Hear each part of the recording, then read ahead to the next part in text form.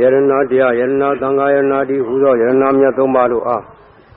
ယောတိမြတ်တို့လက်ဆုံးမော၍ကြီးခေါ်ပူဇော်ပူမြောက်တော်အကျဉ်းတည်းဟူသောကောင်းမှုကံစေနာတို့ကြောင့်မကောင်းသောအနိဋ္ဌဘေးဒဏ်ယမန်ခတ်သိမ်းတို့မှအခါခတ်သိမ်းကင်းသောညဉ့်ညကုန်သည်ဖြစ်၍အသက်ရှိခြင်းအစဉ်လာခြင်းချမ်းသာကြီးခြင်းခွန်အားကြီးခြင်းဉာဏ်ပညာကြီးခြင်းဘုံတကောအာနုဘောကြီးခြင်းစွာသောအကျိုးတရားပေါင်းတို့နှင့်ဘဝဆက်တိုင်ပြည့်စုံကြကုန်ပြီလင်မိမိတို့လိုရှိရာတောင်းတသောသူကောင်းသူတုသူမြတ်နှင့်တကွမေချမ်းသာခိုချမ်းသာနိဗ္ဗာန်ချမ်းသာတရားတော်မြတ်ကိုဘဝတိုးတိုးနှင့်ရလွယ်ရောက်လွယ်နိုင်ကြသည်ဖြစ်စေဟံဗန္တိသရဏေနသဟသင်္သတိလံဓမ္မယသာမိနုဂံကတ္တဝါသီလံဒေထမေဗန္တိသုတိယံပိဟံဗန္တိသရဏေနသဟသင်္သတိလံဓမ္မယသာမိနုဂံကတ္တဝါသီလံဒေထမေဗန္တိသတိယံပိဟံဗန္တိသရဏေနသဟသင်္သတိလံဓမ္မယသာမိနုဂံကတ္တဝါသီလံဒေထမေဗန္တိယမံဝရာမိတံဝရေထနမောတတ္တဗုဒ္ဓဝတ္တောရတောသမ္မာသမ္ဗုဒ္ဓတ္တ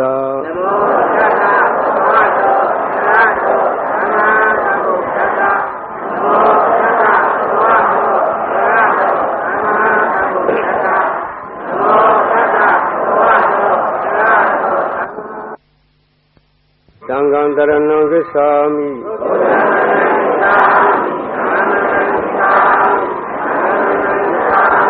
ဒုတိယံပိဗုဒ္ဓံတရဏံဂစ္ဆာမိဒုတိယံပိဓမ္မံတရဏံဂစ္ဆာမိဒုတိယံပိသံဃံတရဏံဂစ္ဆာမိဒုတိယံပိဗုဒ္ဓံတရဏံဂစ္ဆာမိဒုတိယံပိဓမ္မံတရဏံဂစ္ဆာမိဒုတိယံပိသံဃံတရဏံဂစ္ဆာမိတတိယံပိဗုဒ္ဓံတရဏံဂစ္ဆာမိတတိယံပိဓမ္မံတရဏံဂစ္ဆာမိတတိယံပိသံဃံတရဏံဂစ္ဆာမိတတိယံပိဗုဒ္ဓံတရဏံဂစ္ဆာမိတတိယံပိဓမ္မံတရဏံဂစ္ဆာမိ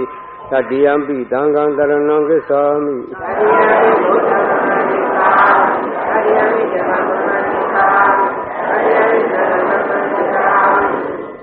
ဒီဓရဏဂဟဏံတိလံတိဘုံနံဘာနာတိပါဒဝရမိသစ္စာဝဒံသမာရိယာမိအာဒိဏဒါနဝရမိသစ္စာဝဒံသမာရိယာမိကာမေတုမိစ္ဆာစရဝရမိသစ္စာဝဒံသမာရိယာမိမုဒဝါဒဝရမိသစ္စာဝဒံသမာရိယာမိသုရမေရယမစ္ဆပမာဒဒါနဝရမိသစ္စာဝဒံသမာရိယာမိဣဒံမေပုညံအာသဝခယံဝဟံဟောတုဣဒံမေပုညံနိဗ္ဗာနတ္တသစ္စယောဟောတုဣဒရဏေနသဟပေစင်္ဂသီလံဓာတုကံကတ္တဝဓမ္မအပမဒေနသံပါရိထ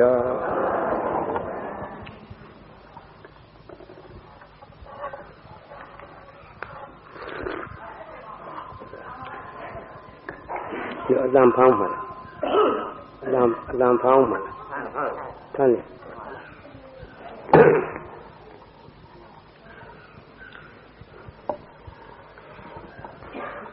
ဧကပုံယေဟိဧခင်တိဧကေဟိသန္တရန္တိတေဧကဌာနာမိပါဘောတုံသင်စေယုံဧကသမတေလောကေ30နိုင်ငံဉာယံတောဝလူလောကနတ်လောကဇမာဘုဟုခေါ်ဆိုအပ်သောလောကကြီးအတွင်း၌ယေတတ္တာကိုယ်ဘုံနှင့်ကိုယ်ဌာန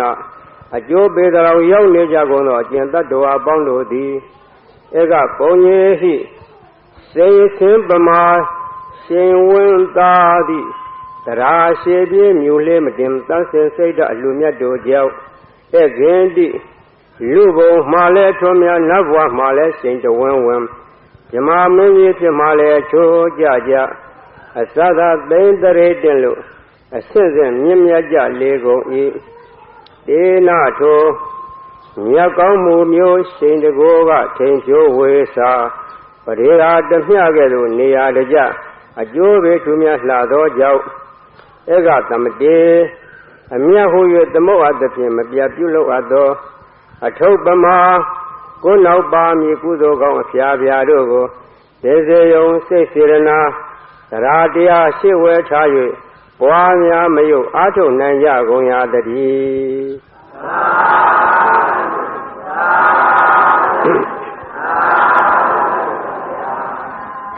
သန္တရာရေရင်ရောဝဲစုံမျောပြီးတော့နေကြတဲ့တ attva တွေမှာကိုယ်ကံနဲ့ကိုယ်အကြောင်းအဟောက်ကံကဖန်တီးလွှတ်လိုက်တဲ့အတိုင်းဒီဘဝမှာဒီကိုယ်ဒီခန္ဓာဒီပုံဒီတန်တံဒီရဒီရေသဒီဆွေဒီမျိုးဒီဘဝရဲ့လို့ဖြစ်လာကြတယ်တိကံကပြည့်လွှတ်တဲ့အတိုင်းကံဖန်တီးလို့ဒီဘဝဒီလိုဖြစ်ကြရတယ်ဒါကိုပထမဆုံးသိထားရမယ်ဒီဘဝပြုတဲ့ကံတွေကရှေ့ဆက်မဲ့ဘဝတွေအတွက်အကျိုးပေးမယ်တ attva တွေတန်တရာရည်ရင်ကျော်စုံမျောနေကြဒီမှာဘယ်သူကမှဖန်တီးပေးနေခြင်းမဟုတ်ဘူးကိုယ်ကံကိုဖန်တီး၍ကိုယ်ကံတိုင်းကိုယ်တန်တရာကိုကျင်လီနေကြခြင်းဖြစ်တဲ့သဗ္ဗေတတ္တာကာမတကာကာမတတ္တေဝိပဿတိသဗ္ဗေခသိငုံသောတတ္တာတ attva တို့သည်ကာမတကာကံသာလင်ကိုယ်ပိုင်ဥစ္စာရှိကြကုန်၏တဲ့တ attva တွေကံတရားသာနှင့်ကိုယ်ပိုင်ဥစ္စာရှိကြကာငါလွဲလို့အချဘာမှကိုယ်ပိုင်ဥစ္စာမရှိပါဘူးတဲ့ကံတရားကသာလျှင်တ attva တွေကိုတန်တရာကြီးကိုကောင်းကျိုးမကောင်းကျိုးဖန်တီးနေခြင်းဖြစ်တယ်ကံတရားဆိုသည်ကတ attva တို့ရဲ့ဖြစ်ရာကြည်ရာတန်တရာကျင်လီရာအရာခသိမ့်သူပင်အဓိကဖန်တီးနေခြင်းဖြစ်တယ်ကံတရားဆိုသည်က၃မျိုးရှိကိုယ်ဖြင့်ပြုသောကာယကံကတစ်မျိုးနှုတ်ဖြင့်ပြောသောဝစီကံကတစ်မျိုးစိတ်ထဲကကြံစည်သောမနောကံကတစ်မျိုးဒီကံ၃မျိုးကိုတို့သူငါတွေနေ့စဉ်နဲ့အမျှကိုယ်တိုင်ဖန်တီးနေကြခြင်းဖြစ်တယ်ကိုယ်ဖြင့်ပြုသောအလုပ်ကံတရားပဲကာယကံခေါ်တယ်နှုတ်ဖြင့်ပြောဆိုသောစကားဝစီကံခေါ်တယ်နှုတ်ကပြောဆိုရစိတ်ထဲကကြံစည်တွေးတောခြင်းအဲ့ဒါမနောကံခေါ်ဒီကံ၃မျိုးတွင်စိတ်ကပထမပြဋ္ဌာန်းခြင်းဖြစ်တယ်စိတ်ကပြဋ္ဌာန်းတဲ့အတိုင်းဝစီနှုတ်ကထုတ်ဆို၍ပြောခြင်းဖြစ်တယ်ကိုယ်ကာယကလှုပ်ခြင်းလေးစိတ်ကရှည်စွာဖြစ်တယ်အာလုံးကိုဥဆောင်သူမှကံ၃ပါးတွင်စိတ်ကဥဆောင်ဖြစ်တယ်တ attva တွေလောကကြီးတဲ့ကျင်လီနေကြရမှာဘယ်သူတို့ကတော့ကံကောင်းတယ်ဘယ်သူတို့ကတော့ကံဆိုးတယ်လို့ပြောလိရှိကြတယ်ဒီကံတရားကဘယ်သူကပြုတယ်လို့ကိုယ်ကံကိုဖန်တီးပြီးတော့ကိုယ်တန်တရာကိုကျင်လီနေကြခြင်းဖြစ်တယ်ဒါကိုသိကြဖို့ဘုန်းကြီးဟောတဲ့တရားပွဲတိုင်းမှာပထမဆုံးဟောလို့ရှိရင်ရက်ပေါင်းများများဟောလဲပထမဆုံးညကံတရားဟောရတယ်ဒီကြိမ်နဲ့ဟောသွားလို့ရှိရင်ကံတရားကိုသိဖို့လိုရရို့ဗုဒ္ဓဘာသာလူမျိုးများကကံဉာဏ်ဝိရိယ၃ပါးနဲ့ခရီးသွားနေကြတယ်ဘုရားရှင်ကကံတရားကိုပိုင်ကြီးဟောထားတယ်ဗုဒ္ဓဘာသာတရားတော်မှာကံတရားဒီအဓိကဖြစ်တယ်လို့ဘုရားရှင်ကဟောထားတယ်အခြားသောဘာသာတို့နဲ့မတူဘူးဘယ်သူကဘယ်သူကိုဖန်ဆင်းတယ်ဆိုတဲ့စကားဗုဒ္ဓဘာသာမှာမရှိပါဘူးဟုတ်လည်းမဟုတ်ပါဘူး ဒါကြောင့်မို့ကံတရားကိုပိုင်ပိုင်နိုင်နိုင်ရှင်းရှင်းသိကြဖို့လိုတယ်ကံတရားလို့လူတွေကပြောနေကြတယ်ကံတရားဆိုတာဘာကိုဆိုလို့တယ်လဲလက်ညှိုးထိုးပြစမ်းမလို့ဆိုလို့ရှိရင်မြတ်စွာဘုရားရှင်ကစေရနာဟံဘိက္ခဝေကမ္မဝရာမိဘိက္ခဝေจิตယံတို့စေရနာကိုကမ္မကံဟု၍အဟံငါဘုရားသည်ဝရာမိဟောတော်မူ၏တဲ့မြတ်စွာဘုရားရှင်ကကံဆိုသည်ကစေရနာကိုခေါ်တာတဲ့စေရနာသည်ပင်ကံတရားပဲဖြစ်တယ်မိမိစိတ်ရင်းတဲ့ကဖြစ်တော့စေရနာအဲ့ဒါကံတရားပဲတဲ့ဒါကြောင့်မို့စေရနာကောင်းလျင်ကံကောင်းမယ်စေရနာဆိုးလျင်ကံဆိုးမယ်စေရနာဖြောက်လျင်ကံဖြောက်မယ်စေရနာကောက်လျင်ကံကောက်မယ်စေရနာဖြူလျင်ကံဖြူမယ်စေရနာမဲလျင်ကံမဲမယ်စေရနာမြင့်လျင်ကံမြင့်မယ်စေရနာနှိမ့်လျင်ကံနှိမ့်မယ်ကြိုက်ရဖန်တီးနိုင်တယ်နော်အဲ့ဒါကိုနားလည်ထားကြကိုယ်ကံကိုဖန်တီးပြီးတော့ကိုယ်တန်တရာကိုကျင်းလိနေကြတာကိုယ်တန်တရာနဲ့ကိုယ်တော်မောင်ရဲ့ဆိုတဲ့စကားဟာကံကိုဖန်တီးပြီးတော့တန်တရာကျင်းလိနေကြတာကိုပြောခြင်းဖြစ်တယ်။ဒါကြောင့်မို့တို့သူငါအားလုံးကံတရားကိုဖန်တီး၍တန်တရာကြီးသွားကြရာဝယ်စေရနာဖြူဖြူနဲ့စင်စင်ကြဲကြဲကံတရားကိုပြုပြင်ပြီးတော့တန်တရာကျင်းလိကြရမှမပင်မပန်းချမ်းသာစေကြောင်းသွားနည်းကိုပြောပြတယ်မြတ်စွာဘုရားရှင်သာဝတိပြည်ဇေတဝန်ကျောင်းတော်၌တရင်သုံးနေတော်မူခြင်းအခါဝေသာလီပြည်၌အပ္ပတက္ကရအမည်ရှိသောလိစ္ဆဝီမင်းစိုးစံနေတဲ့အပ္ပတက္ကရလိစ္ဆဝီမင်းကနတ္ထိကမိစ္ဆာဒိဋ္ဌိအယူရှိတယ်နတ္ထိကမိစ္ဆာဒိဋ္ဌိဆိုဒီမှာကိုယ်ကိုပြုတော်လဲကောင်းကျိုးမဖြစ်ပါဘူးတဲ့မကောင်းမှုပြုတော်လဲမကောင်းကျိုးမဖြစ်ပါဘူးလို့ဘာပြုကြရာပြုကမြမှတ်တာပဲအကျိုးတဲ့မဖြစ်ပေါ်မလာဘူးလို့ကံရဲ့အကျိုးတရားကိုယုံကြည်ခြင်းမရှိတော့အယူဝါဒအဲ့ဒါကိုနတ္ထိကမိစ္ဆာဒိဋ္ဌိတဲ့ဝေသာလီပြည်၌တခုသောနေရာမှာကုံတယ်တယောက်ရှိတယ်ဒီကုံတယ်ကကုံတယ်ကြီးမဟုတ်ပါဘူးအိမ်ပေါ်နဲ့တစီတည်၍ရောက်နေတော့အိမ်ဆိုင်ရှင်လေးဖြစ်တယ်အဲ့ဒီကုံတယ်ကသဘောအားဖြင့်သီလနှင့်ပြည့်စုံတယ်တဲ့သဘောအားဖြင့်သီလနှင့်ပြည့်စုံတယ်ဆိုဒီမှာသူ့ကိုဘယ်သူကသီလအကျင့်ကျင့်ရမယ်လို့ခိုင်းစေခြင်းပြညတ်ခြင်းမရှိပါဘူးသူရဲ့စိတ်ရင်းစေရနာကိုကဖြူစင်သောကြောင့်တတ္တဝအသက်ကိုမတတ်ခြင်းသူတော်ဥစ္စာကိုခိုးယူခြင်းမရှိမဟုတ်မှန်သောစကားမပြောသူသာအိမ်ယာမပြတ်မှားတေးတည်းရဲ့မတော့ခြင်းကောင်းသောဇေယိုက်ခြင်းကောင်းသောအလွတ်ကိုလှုပ်၍ရိုးရိုးဖြောင်းဖြောင်းနေတော်သူဖြစ်တယ်သဘောအားဖြင့်သီလနှင့်ပြည့်စုံတယ်တဲ့သူဒီအမျက်စောင်းမှမရှိဘူးတဲ့သူတစ်ပါးပေါ်ကိုမာနမရှိဘူးသူတစ်ပါးရဲ့အပေါ်ကိုအိတ်သာမစ္စေရမရှိဘူးတဲ့ညူဆိုခြင်းစောင်းပြောင်းခြင်းမရှိဘူးဒီလိုနေစကားပြောတော့အခါလဲကြမ်းကြမ်းတမ်းတမ်းပြောလို့မရှိဘူးသူတစ်ပါးကကြမ်းကြမ်းတမ်းတမ်းပြောခြင်းကိုလည်းသူမကြားရင်သူကိုယ်၌ကလည်းစကားကြမ်းကြမ်းတမ်းတမ်းဘယ်တော့မှမပြောဘူးသူတစ်ပါးကကြမ်းကြမ်းတမ်းတမ်းလာပြောခြင်းကိုလည်းသူနှစ်သက်စွာဘယ်တော့မှနားထောင်လို့မရှိဘူးသူကစကားပြောလို့ရှိရင်စကားကိုညင်ညင်သာသာလေးပြောတယ်တဲ့သူတစ်ပါးရဲ့မကောင်းကြောင်းကိုလည်းပြောလို့မရှိဘူးသူတစ်ပါးကမကောင်းကြောင်းကိုလာပြောလို့ရှိရင်စိတ်ဝင်စားစွာနားထောင်လို့မရှိပါဘူးတဲ့သူကိုယ်၌ကလည်းသူတစ်ပါးမကောင်းကြောင်းဘယ်တော့မှပြောခြင်းဘူးသူတစ်ပါးမကောင်းကြောင်းပြောခြင်းဖြင့်ဘာမှကျေးဇူးမရှိဘူးဆိုတာသူကပိုင်နိုင်သိထားပြီးတော့ပဂရိယောသားတော့စေနာကောင်းရှိတော့သူတော်ကောင်းစိတ်ရှိသို့တော့သူတစ်ပါးရဲ့ကောင်းကျိုးချမ်းသာဟုတ်တိုင်းမှန်ရဂုဏ်သတင်းကိုတော့ထုတ်ဖော်၍ကြီးကျူးပြောတတ်တယ်ဘယ်သူတို့များတော်လိုက်တာဗျာသူတစ်ပါးရဲ့ကောင်းကျိုးတဲဆောင်တယ်ဘယ်သူတို့များစိတ်ရင်းစေနာကောင်းတဲကောင်းပါပြီတဲ့ရိုးဖြောင်းပါပြီတဲ့လို့ကြီးကျူးွယ်ရှိတော့သူတစ်ပါးရဲ့သတင်းကောင်းကိုတော့ထုတ်ဖော်၍ပြောတတ်တော့အလေးရှိတယ်တဲ့သူရဲ့အိမ်ဆိုင်ဘေးမှာလူသွားလမ်းလေးရှိခြေချောင်းလမ်းလေးဒီလမ်းရဲ့လူတွေသွားနေကြတော့သူကအိမ်ပေါ်ကကြည့်နေမိုးတွေရွာပြီးဆိုတော့ရေတွေကစီးကြတယ်ရေတွေကစီးကြတော့သူအိမ်ဘေးက ခြေချောင်းလမ်းကလေးမှာလူသွားများတော့ခြေချင်းခွက်တွေကချပ်ပြီးတော့မြေတွေကမားနေတော့ရွှွန့်အိုင်လိုဖြစ်နေတယ်အဲ့ဒီရွှွန့်အိုင်လိုဖြစ်နေတာကလူတွေကဒီထက်ထပ်သွားတော့ရေတွေကတခြားစီးမသွားတော့ရေနေစရာကောင်းတယ်လို့မြေကလည်းမားနေတော့ရေတွေတင်းနေတယ်ရေအိုင်ဖြစ်နေတော့ခရီးသွားတဲ့လူတွေရေထဲဆင့်သွားကြတယ်တဖြည်းဖြည်းနဲ့ရေအိုင်ကရွှွန့်ပွက်လူဖြစ်လာတယ်ဒီရွှွန့်ပွက်ကိုမဆင်းကျင်ကြတော့တချို့သောယောက်ျားများကပစိုးခရောင်းခနာကြပြီးတော့ခုံ၍သွားကြတယ်ခုံ၍မသွားလို့သူတော်သူများကရေရွှွန့်အိုင်နဲ့ဆင်းသွားကြတယ်ခြေရောက်လည်းရွှွန့်ပေးတယ်အဝတ်ကိုလည်းရေဆိုးတယ်ဒီလိုဒုက္ခများနေတာကိုအိမ်ဘောကနေကြည့်တော့ခရီးသွားတွေကိုသူကတနာတယ်တနာခြင်းကရုဏာနဲ့ရှင်သောသူဟာသူတစ်ပါးရဲ့ဆင်းရဲဒုက္ခဖြစ်ခြင်းကိုသူကမကြည့်ခြင်းဘူးလူတွေပင်ပန်းကြတယ်ရေအိုင်လေးကဘာမှမကြည့်ဘူးလို့ဆိုပေမဲ့လို့ပင်ပန်းရှာကြတယ်လို့သူစိတ်ထဲမှာကြည့်လို့နေတယ်တနေ့သောအခါတောခြုံနဲ့သွားတော့ခြုံတဲ့သူများကပြည့်လွန်ထားတော့နွားကောင်ရိုးတစ်ခုရှိတယ်နွားကောင်ရိုးကနှစ်ကြာနေလို့ဆွတ်ဖြူတော့အနတ်သက်ဖြင့်ကင်းပြီးတော့ဖြူဖွေးနေတော့နွားကောင်ရိုးကိုသူက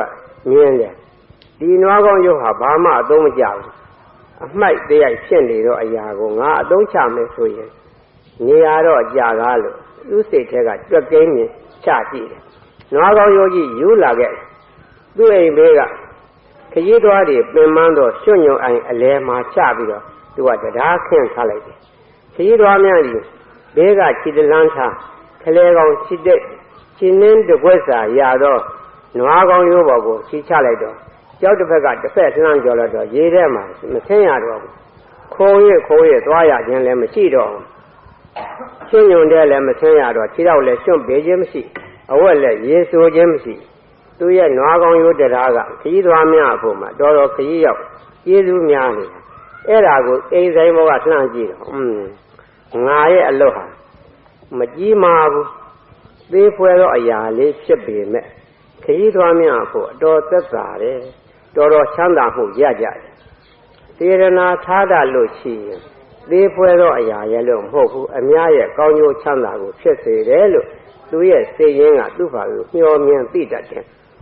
ထိုနွားကောင်းရိုးကြီးတောတဲ့ပြစ်ထားတော့အမိုက်တရိုက်ဘာမှနှစ်သက်ဖွယ်လည်းမရှိဘူးဘာမှအသုံးမဝင်ဘူးဖြစ်တော်လဲပဲသူ့နေရာနဲ့သူအသုံးချတတ်တော့ခရီးသွားများဖို့အတော်သက်သာတယ်သူတရားဆောက်လက်ခြင်းဖြစ်တယ်ဒါတော့သူရဲ့တရားကျေးဇူးကြောင့်သူ့အိမ်နန်းကခြေချောင်းခရီးသွားများဖို့ချမ်းသာမှုရတာကိုဝမ်းမြောက်နှစ်သက်ပြီးတော့နေတဲ့တနေ့သောအခါထိုအိမ်ဆိုင်ရှင်ဒီရေရိုးစိတ်တို့သွားတယ်မိတ်ဆွေတွေကရေထဲဆင်းပြီးတော့ရေချိုးနေကြတဲ့သူကစိတ်ကူးတစ်မျိုးရတယ်မိတ်ဆွေတွေရေထဲကတက်လာကြတော့ကသူတို့ချွတ်ပုံထားကြတော့ပစိုးတွေကိုတနေရာယူပြီးတော့သူတို့မမြင်တဲ့နေရာခြုံတဲ့ဖွက်ထားလိုက်တယ်ရေချိုးတဲ့လူတွေရေထဲကတက်လာကြတော့သူတို့ပစိုးရှာကြတယ်ဟိုရှာဒီရှာအဲ့ဒါကိုသူကခြုံကြရကကြည့်ပြီးတော့ရေးတယ်အဲ့ဒီလိုရေးခြင်းတော့စေနာကြောင့်ရေမြူးလို့တော့စိတ်ကြောင့်သူတို့ပစိုးတွေခက်တာဖွက်ချပြီးမှသို့သူတွေမောပေါအောင်ရှာပြီးကမှသူတို့အဝတ်ပစိုးကိုပေးလိုက်တယ်အဲ့ဒီအပြစ်ကလေးတစ်ခုတော့သူရှိတယ်လို့ဆိုရမယ်ထို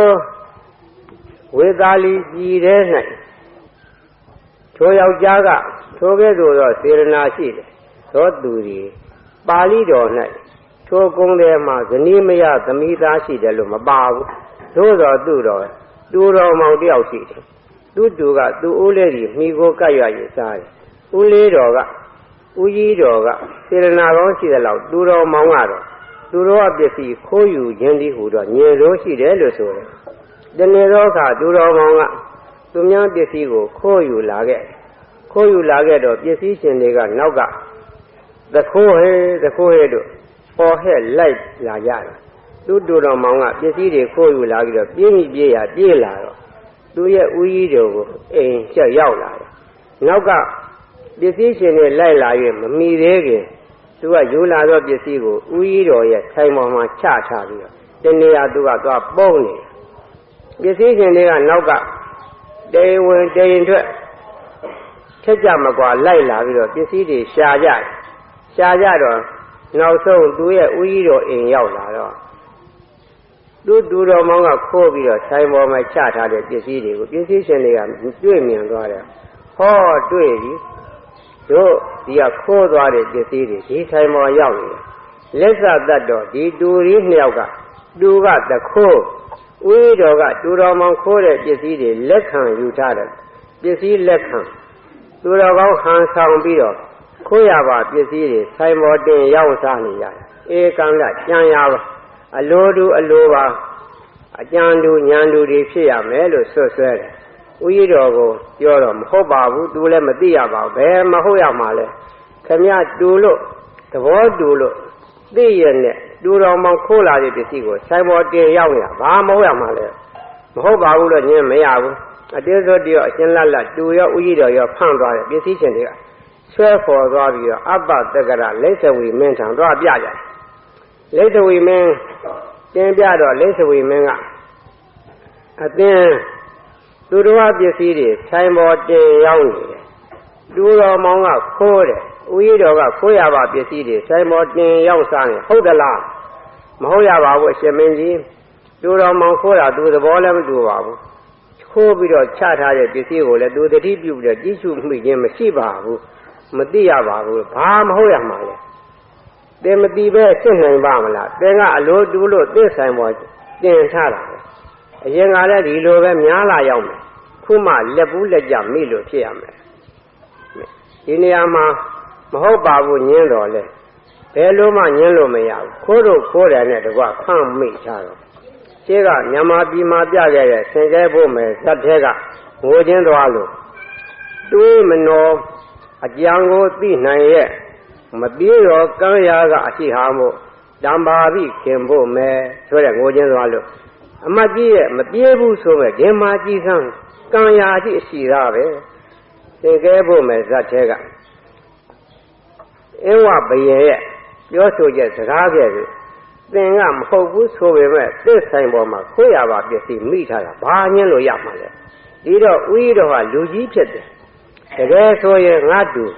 ဒီလိုခိုးရမတော်ဘူးသူများပစ္စည်းမယူချင်ပါနဲ့လို့ဆိုဆုံးမရမယ်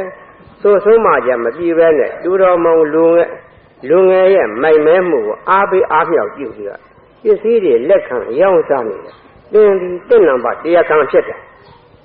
တဏ္ဍာတရားခံဖြစ်သောကြောင့်ဥယျတော်ကိုသုတ်တံထုတ်၍အရှင်လတ်လတ်သတ်စေအမိန့်တော်မှတ်လိုက်တယ်တစ်ချက်တော့အမိန့်တော်ထိုချင်းကတေဥဆာမန်ချက်ဘယ်သူကမှအယူခံဝင်လို့မရဘူးတူတော်မောင်လူငယ်ကိုတော့လူငယ်ဖြစ်သောကြောင့်မြို့ပြင်မှာထုတ်အရှင်လတ်လတ်တရေချိုးစေအမိန့်တော်မှတ်လိုက်တယ်အမိန့်တော်ချမှတ်တဲ့နဲ့တပြိုင်တည်းအာနာပကွက်သားတွေကဥယျတော်ကြီးကိုအတင်းဆွဲခေါ်သုတ်တံကိုခေါ်သွားပြီးတော့သုတ်တံရောက်တော့လေကုတ်ကိုဓာတ်နဲ့ဖြတ်ပြီးတော့တတ်လိုက်တယ်ဥယျတော်မှာတခါတည်းသေချာရောတူတော်မောင်လူမျိုးကောင်းကြောင့်အာမရှိရှားမရှိငှက်ပြန်သွားရတယ်ဘာမှမသိပဲနဲ့ဥယျတော်ကြီးမှာအသက်ခံလိုက်ရတယ်သို့တော့သူက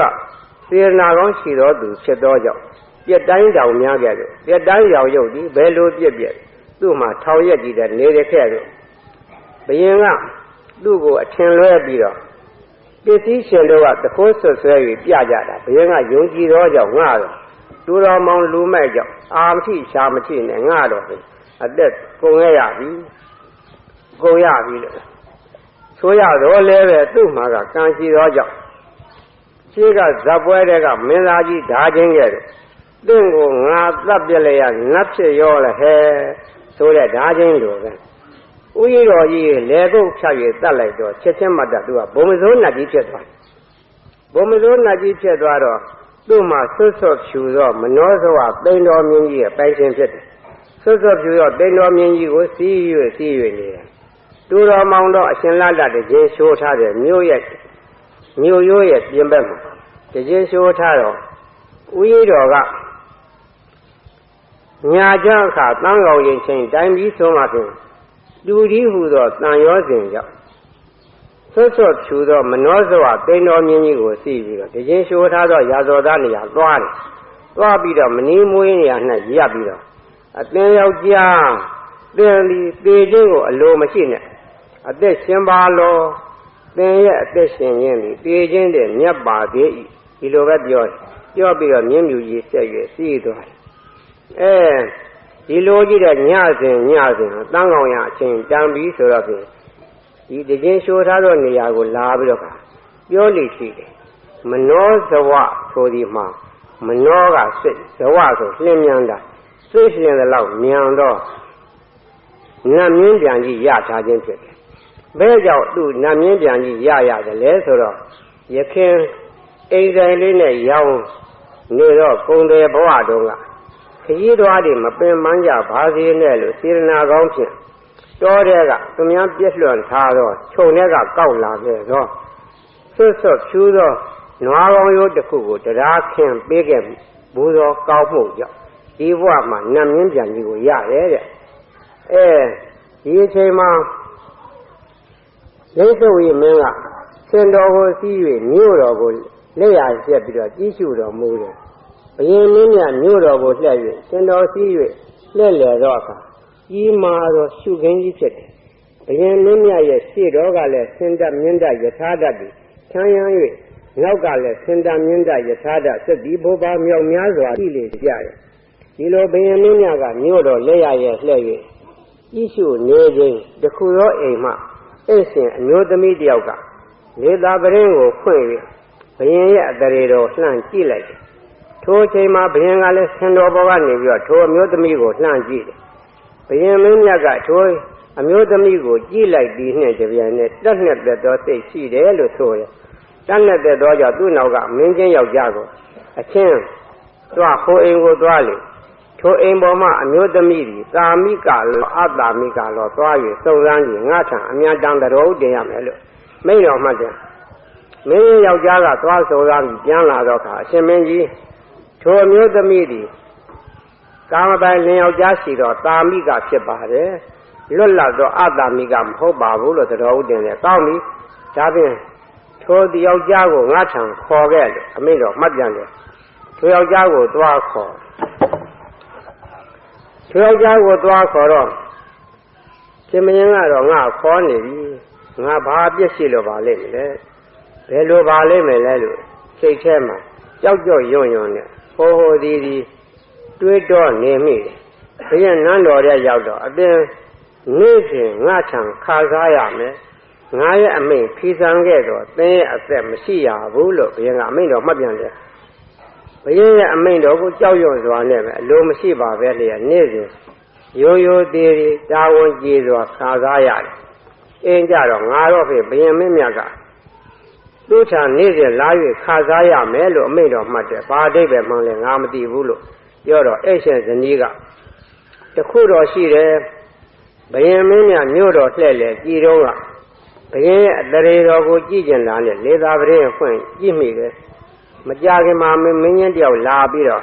သာမိကလောအတာမိကလောလို့မင်းမြန်ချင်းပြုပါတယ်သူကလွတ်လပ်သူမဟုတ်ပါဘူးအရှင်သူ့မှာကာမပိုင်လျောက်ကြားရှိတယ်လို့ပြောလိုက်ပါတယ်လို့ပြောတော့ဟုတ်ပြီလက်စတတ်တော့နင့်ကြောက်ဟဲနင့်ကြောက်ငါတော့နင့်ကြောက်နှစ်သိမ့်လို့ရပြီဧကန္တပဲလို့သူ့စိတ်ထဲကတွက်ဆကြည့်လိုက်တယ်သို့တော့သူယောက်ျားကတာမန်လူမဟုတ်ဘူးငါပေးတော့တာဝန်ဘာမှအပြစ်မရှိနိုင်ဘူးလို့သူကယုံကြည်ထားတယ်ဒါကြောင့်သူယောက်ျားကဘယင်သတ်မှတ်တော့အမိန့်တဲ့အတိုင်းနေ့စဉ်ပုံမှန်နန်းတော်ကိုသွားတယ်ထိုင်နေရနေရာကိုထိုင်တယ်ရိုးသေးစွာခါစားတယ်ဘာမှတော့အလုံးမရှိဘူးဘယင်စီတော့ထိုင်နေရတာပဲဒီနေ့ကုန်ပြောင်းလာခဲ့နေ့စဉ်ဒီလိုပဲသူ့ဘက်ကဘာလေးတစ်ခုမှချိုရင်းချင်းမရှိဘူးထိုင်ပုံသွားပုံလာပုံခြေလက်လှုပ်ရှားပုံကစရည်ဘယင်မျက်နှာကိုလည်းမော်လို့မကြည့်ဘူးရိုးသေးသေးပဲခါစားရနေ့စဉ်သွားရခါစားတော့ခါစားနေတယ်ပြီးတော့ဘယင်မင်းမြတ်ကထိုယောက်ျားရဲ့တာဝန်ကျေပုံစိတ်ဆက်ပုံတတိဝိရိယရှိပုံကိုတတိပြုတယ်ဒီယောက်ျားတော့ဖြင့်တစ်နေ့ကုန်သွားပြီအပြစ်ရှာစရာမရှိ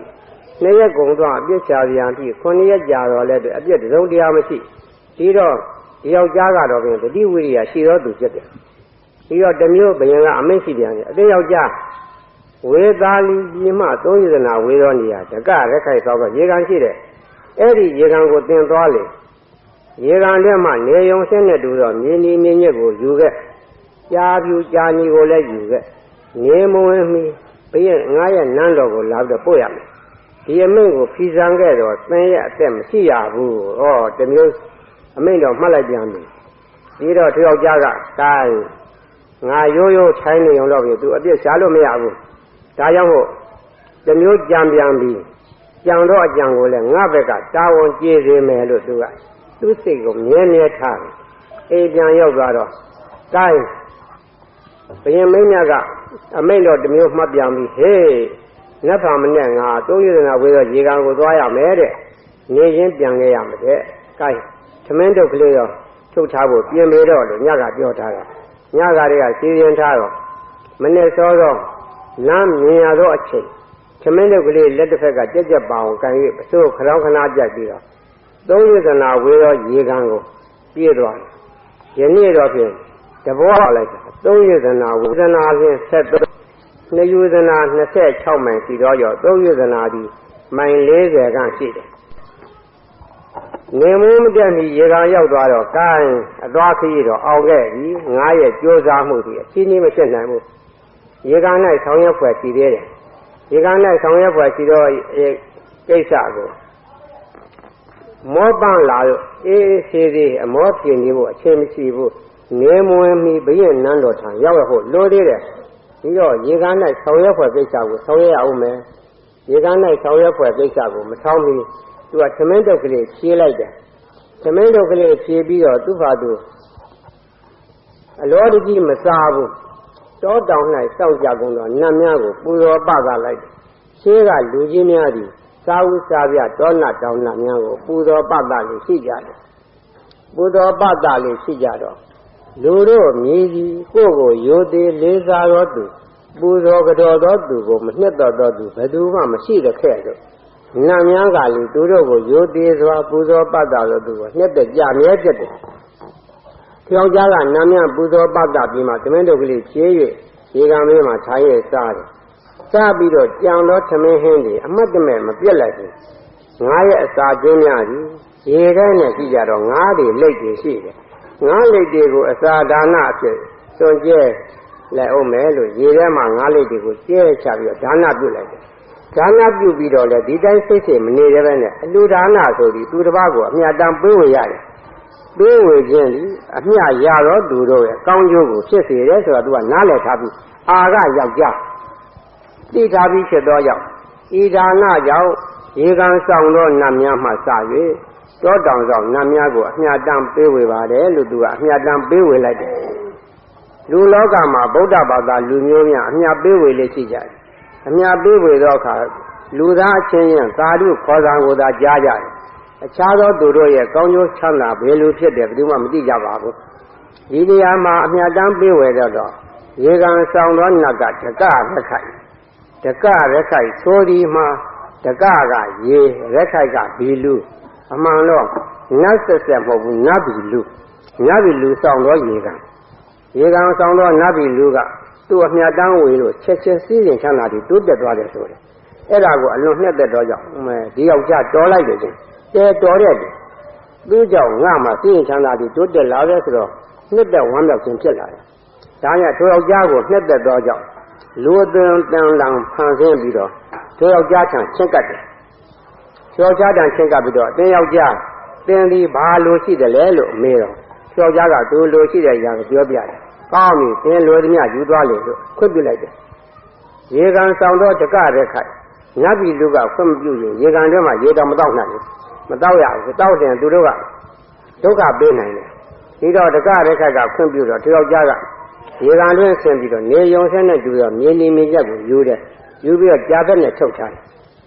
ကြားပြူနဲ့ကြားညီကိုလည်းအယိုးရှည်ရှည်အပင်ဆွဲနှုတ်လိုက်တော့ရိုးတံရှည်ကြီးယူပြီးတော့ရိုးတံကြီးခြီထားတယ်ကားရေကန်၌ဆောင်ရွက်တဲ့ကိစ္စပြီးပြီ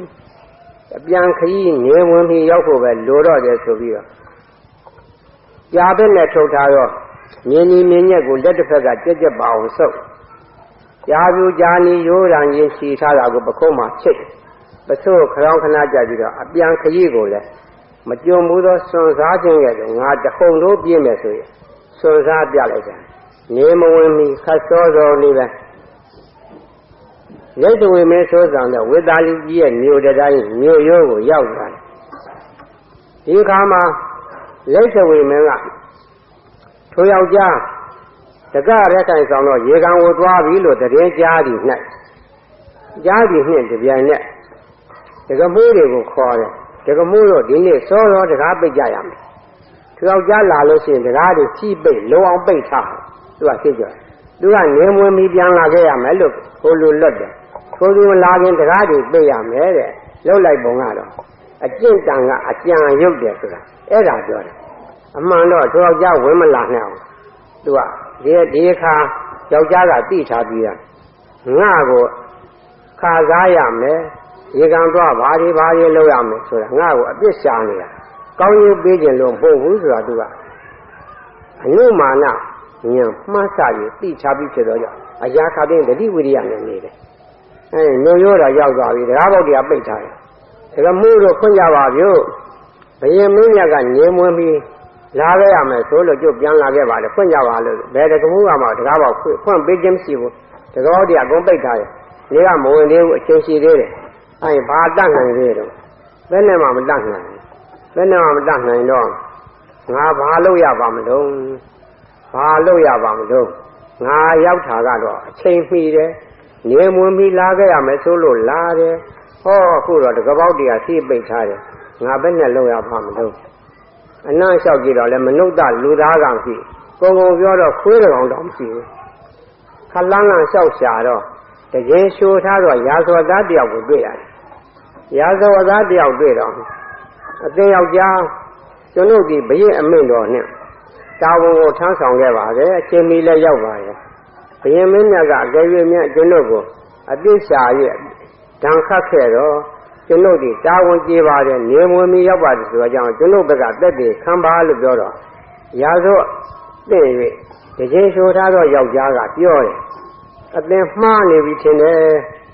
ကျွန်ုပ်မှာဒီဘက်တော့ရှေးရှုနေတော့ရာဇဝသားဖြစ်ပါတယ်ကျွန်ုပ်ကတက်တည်ခံလို့တင့်မှာပါခကြီးရောက်နေမတော့ဒီတော့ဒီအနည်းနာမှာဘယ်သူမှမရှိဘူးသင်္ကလွဲလို့ကျွန်ုပ်မှာတက်တည်ထူစရာဘာမှမရှိဘူးရေနဲ့နေတော့ယောက်ျားဒီ